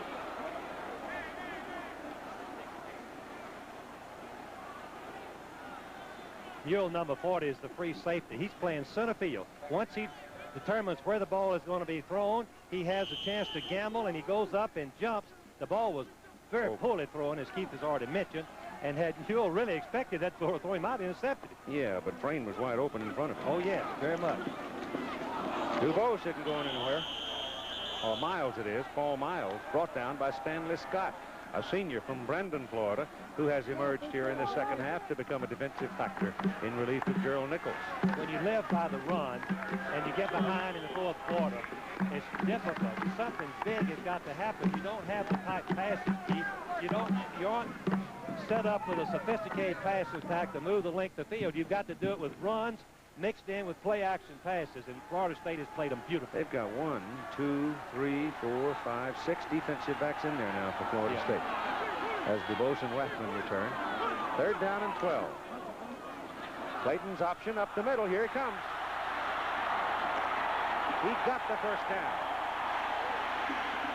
Wolf will mark that one down as a play of the game, depending on what happens from here on. Third down and 12, and the quarterback sees a little daylight. Well, that's all right.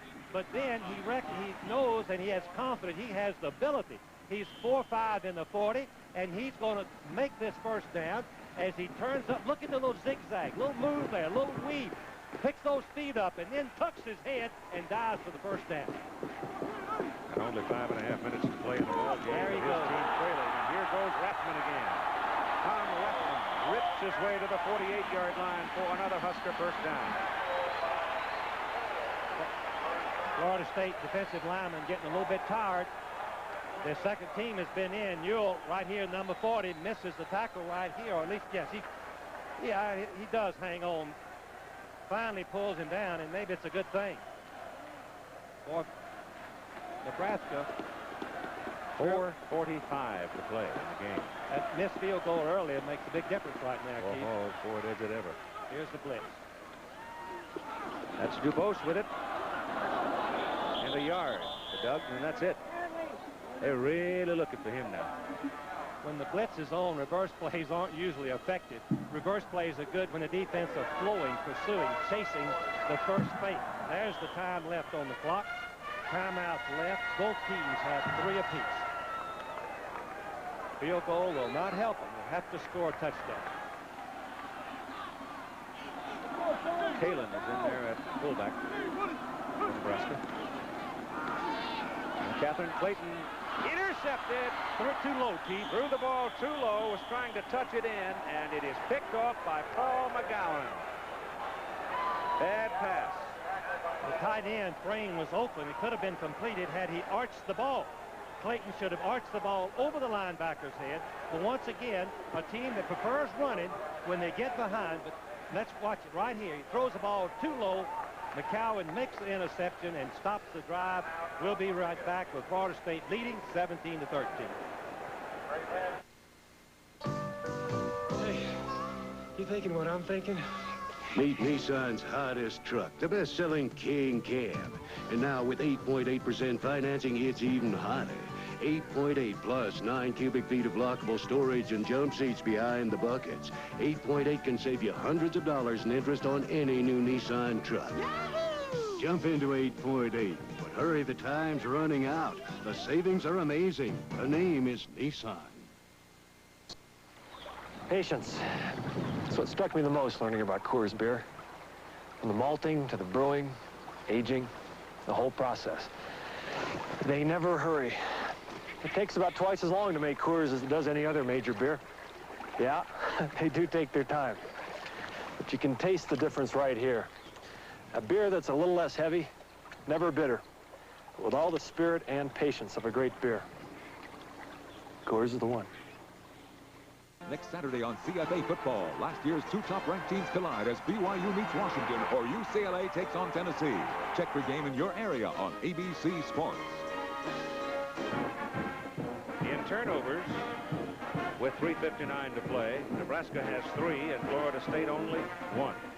But again, you go back to another stat. The Nebraska quarterbacks are 2 of 12. That comes to haunt you, Keith. It comes back to haunt you when you get behind. Florida State from the 44. Coker pitches the ball to Tony Smith. Hard running by Smith, but a more determined effort by Nebraska's defensive legion. And he loses back to the 40. Did Nebraska come after him on that play, Keith, needing to stop him and get the ball back? That defense showed me some character, penetrated, and made a great play in stopping Smith. Boy, that clock is becoming a big factor now. Normally you can run 3 plays and punt. If the opposing team do not use a timeout, you use up about 2 minutes, Keith. Just about 2 minutes before of the clock. Sammy Smith is in. And out wide this time. A new formation for Florida State as Coker unloads it to Hurry to Smith. And how do you do back at the 35? Welcome to college football, Sammy. Brian Washington. Boom. Did Washington hit him right in the jaws with him? Boy, he made a tackle. Washington just laid back and came up and timed it perfectly. Top of your screen, a little outlet pass, safe, trying to do anything to get it intercepted. Now watch this tackle. Woo. That's a great play by Washington. 3:01 to play in the football game, and the Seminoles now are trying to protect a 4-point lead. No matter how things change or how we live today, the best things in life are done the original way. Enjoy something original.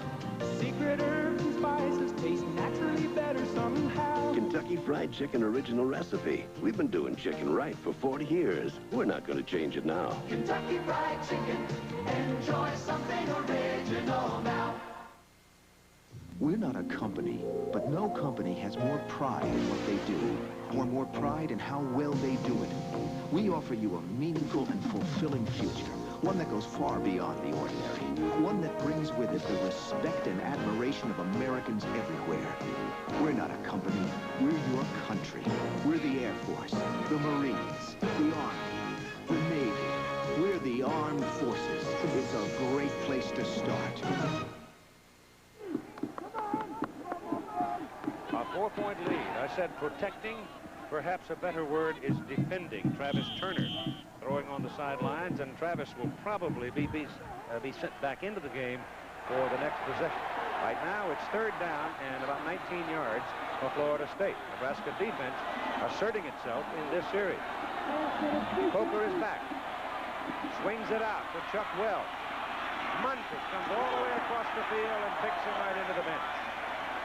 Florida State did not want to go out of bounds on that play. That's a difference of 25 seconds. That doesn't sound like much with only 2:54 left. 25 seconds is a lot of time. Both players went tumbling into the bench, and Wells has not been able to get up. Munford went in head first. Boom! I mean, he just crashed into that bench. He's a competitor. Here's the block on it, Keith. And here's the punt by Berry. Back for Nebraska. Gets it out of there, and he killed it. Knocked it out of the county. Way back into the end zone and ricochets off the stadium wall. That was a 61-yard punt with a little help from a friendly wind. College football scoreboard coming up to run down all the games for you today, and there have been surprises. And right now here in Lincoln, Nebraska, we've got a bit of a surprise on the burner. As Nebraska, with 2 minutes and 46 seconds to play, trails Florida State by 4. We haven't decided yet on the Chevrolet play of the game. We've been arguing about it for a while, but we haven't decided. A lot of time left for a big play. Travis Turner goes back to throw. Zips it to the sideline. Schnitzler makes the catch, but did he not step out of bounds before he caught the ball? On the isolation, we'll find out if it was a legal reception. if Schnitzler catches the ball in the air and he's thrown out of bounds by the defender. I mean, right here. That's what I mean. If he's thrown out of bounds. No, he didn't step out. He didn't. He stopped just short of it. I thought when he planted his left foot, he might have hit the chalk. I see what you mean. Yeah, he didn't. It's a first down up at the 38.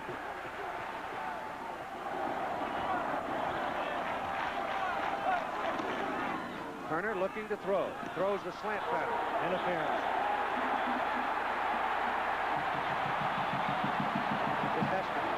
Yeah. Now, Keith, we'll find out if it's at the point that's less than 15 yards. It should be first down right there at the point. And under, as I understand the rule, you don't penalize 15 yards, but he's coming back. Oh, he's coming back. Very good call on the pass interference. Maybe I'm all wrong on the penalty. The defender, William, he runs right into him. Yep. Before the ball gets Eric there. Williams ran right over it. Well, it was less than 15 yards, so you get the 15-yard Defensive pass interference. First down. Ball goes to the Florida State 47. 2 minutes and 24 seconds to play in the game. Seminoles leading, and they've been leading since halftime by 4. Close. Ron Shepard. Shepard to about the 41. Used up a lot of time. Too slow development. Too slow to get it started. And in a situation like this, the reverse play is not that effective as a rule. Teams are looking for trick plays right now. Two timeouts, plenty of time really to get in there. 2 minutes to go and 2 timeouts left. Florida State's got to keep everything in front of them and try to prevent them from going out of bounds. Florida State's having a hard time getting lined up, Keith. Second down, 4. Look at this. Ball is rolling around on the ground. Florida State man covers it, but they may call him down. It's number 83, Stanley Scott, who came blowing in on Travis Turner. Nebraska time. All right, now the referee has a discretionary timeout. He stopped it right there. Tom Osborne now, called timeout. okay, now they call it, but the referee could have stopped it right there, discretionary for just a few seconds. Nebraska with 1 left. Oh, the rush was on. The blitz timed perfectly. Disguised. Nebraska was not able to pick it up. All the way through. 38 McGowan. 71 Stroud. From the outside. Who was that? 83. 83. Stanley Scott. Just a 5 sophomore. big plays. Yep. In this second half. Boy, he's big and fast. I got him down to the senior. Oh, heck. 83, Stanley Scott. He's their designated pass rusher. Timeout remaining. 1 by Nebraska. More importantly, perhaps, it is 3rd down and close to 12. Here again, a team that is predominantly a running team has trouble coming from behind in a 2-minute offense. Let's see what happens. The pin is on. Double team. 37 to play. Dubose outside. It'll be 4th down and 6. When you don't have much of a passing, you're in trouble. Using up a lot of the clock. Minute 24. They've got to throw on this down. Dubose did pick up 5 yards on the play, 4 yards. Boy, the Florida State's got to get lined up, Keith. They're just having a hard time getting the assignment. In the blitz. Ball is deflected. The pass is incomplete. Frayne, the tight end, who has had a hard time all day getting the ball thrown to him, again was available, but it was deflected at the line of scrimmage, and that may have been the last gasp by Nebraska's offense. On 4th down and 6, they're unable to convert it. Florida State gets the ball back, and time 1:03 to play. Work, hard work. That's what it takes when you want to be what Manville people want to be. The best supplier America deals with, period. These are the hands of Manville people. 21,000 people who know that it takes more than first-rate products to make Manville a first-rate supplier. Those products have to be where you need them, when you need them. Yes, Manville is 21,000 people with one goal, to make Manville America's very best supplier. Jack Rafferty proves you just can't tell. The fellas that I work with are pretty perceptive. They don't miss too much. No one had picked up the fact that the gray was gone from my hair. It was that simple. No one realized I was using the Grecian Formula 16. It was so gradual. The Grecian has a natural look about it. It's not a dye, it's a clear liquid. The questions most asked by the fellas at work were, what are you doing? You working out? Are you losing weight? And unless I told them I was using the Grecian Formula 16, they never would have guessed. Grecian Formula 16. You just can't tell who's using it. Watch this play now and watch what happens to the ball. Turner is throwing the ball, and it hits the back of head Lewis. It hits the back of number 68. And he was 6'6", standing there, and Turner didn't have enough presence of mind to throw it over his head.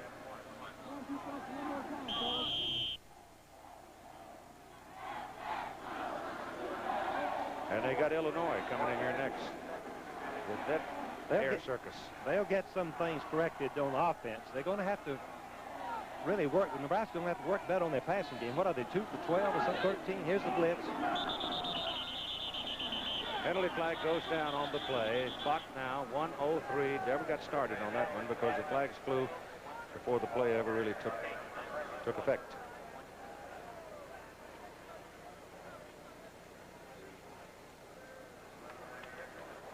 It's against Florida State. 1980, the Seminoles came in here to Memorial Stadium, won the ball game 18-14 with a great kicking game. After Nebraska jumped out to a 14-0 lead. 1981, they came back, got whipped roundly, 34-14. A dead ball, false start on the offense. It's still first down.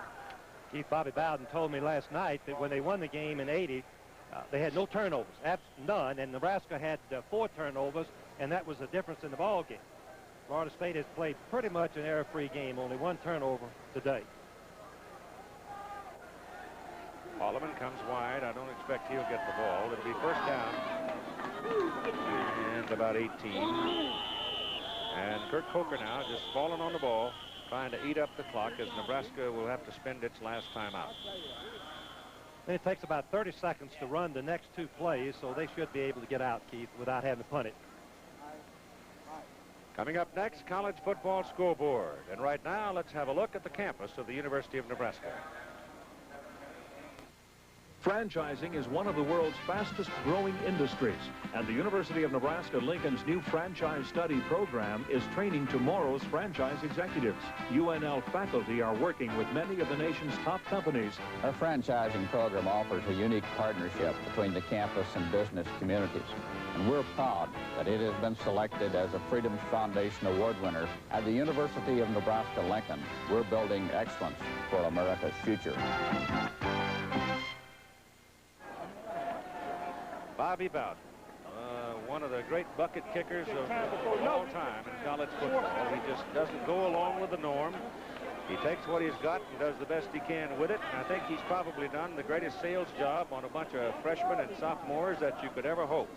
Tom Osborne, on the other hand, has watched his football team just mistake itself into the hazardous position it's in now, in danger of losing the opening game.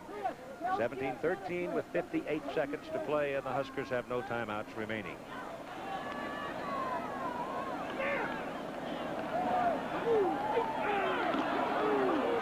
That'll get a flag. There's either movement on the offense or encroachment by the defense. They really didn't have a yard between them that time either.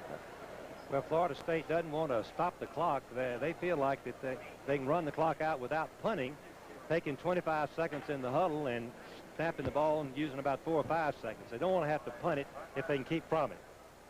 It's against Nebraska, encroachment, or offside if you like. 58 seconds remain to play. You don't see the Huskers lose many openers, especially here. But they're on the verge of losing. A dead ball, encroachment foul on the defense. It is still second down. Florida State's next game will be September 21 against Memphis State. Then they play Kansas, and then October 12, they go to Auburn. Florida State plays so many games on the road, Keith. You have to give them credit. They, not being a conference team, it's tough for them to get big games without going on the road. Coker snap in his hands, rolls on top of it on the ground. And the clock now is moving at 50 seconds And the Cornhuskers can't stop it. Nope, and they can stay in the huddle 25 seconds. The sea of red has parted. Keith, they need to snap the ball without a penalty. Otherwise, they'll stop the clock, and they will not start it until the snap. They need to, if they stay in the huddle, that's a little bit of a mistake. They'll end up having to punt it or run on 4th down. Because after 25 seconds, the referee's discretion, they need how much time on the clock? 6 seconds. They need to snap it. 3, they need to snap it. 2, 1. They did. Oh, boy, that's squeezing it, isn't it? Had they not, the That'll clock do would it, have been folks. stopped. The game is over. The clock now, it's a matter of running off the final 10 seconds. And the game is in the hands of the Florida State Seminoles. Great victory, Keith. Just a tremendous victory for Florida State. 17-13, Florida State, your final score. The Seminoles get out to a 2-0 start in 1985. The Nebraska Cornhuskers lose their opening ball game. Keith Jackson, Frank Rawls, and Tim Brandt at Memorial Stadium. The executive producer of ABC Sports is Roone Arledge. Coverage of today's game produced by Chuck Howard. Directed by Andy Sedaris. Our technical director, Jeff Suarez. Associate director, Jack Graham. This ABC Sports Exclusive brought to you by National Car Rental. If you're renting for business or pleasure, you deserve national attention. And I may be younger, but I'm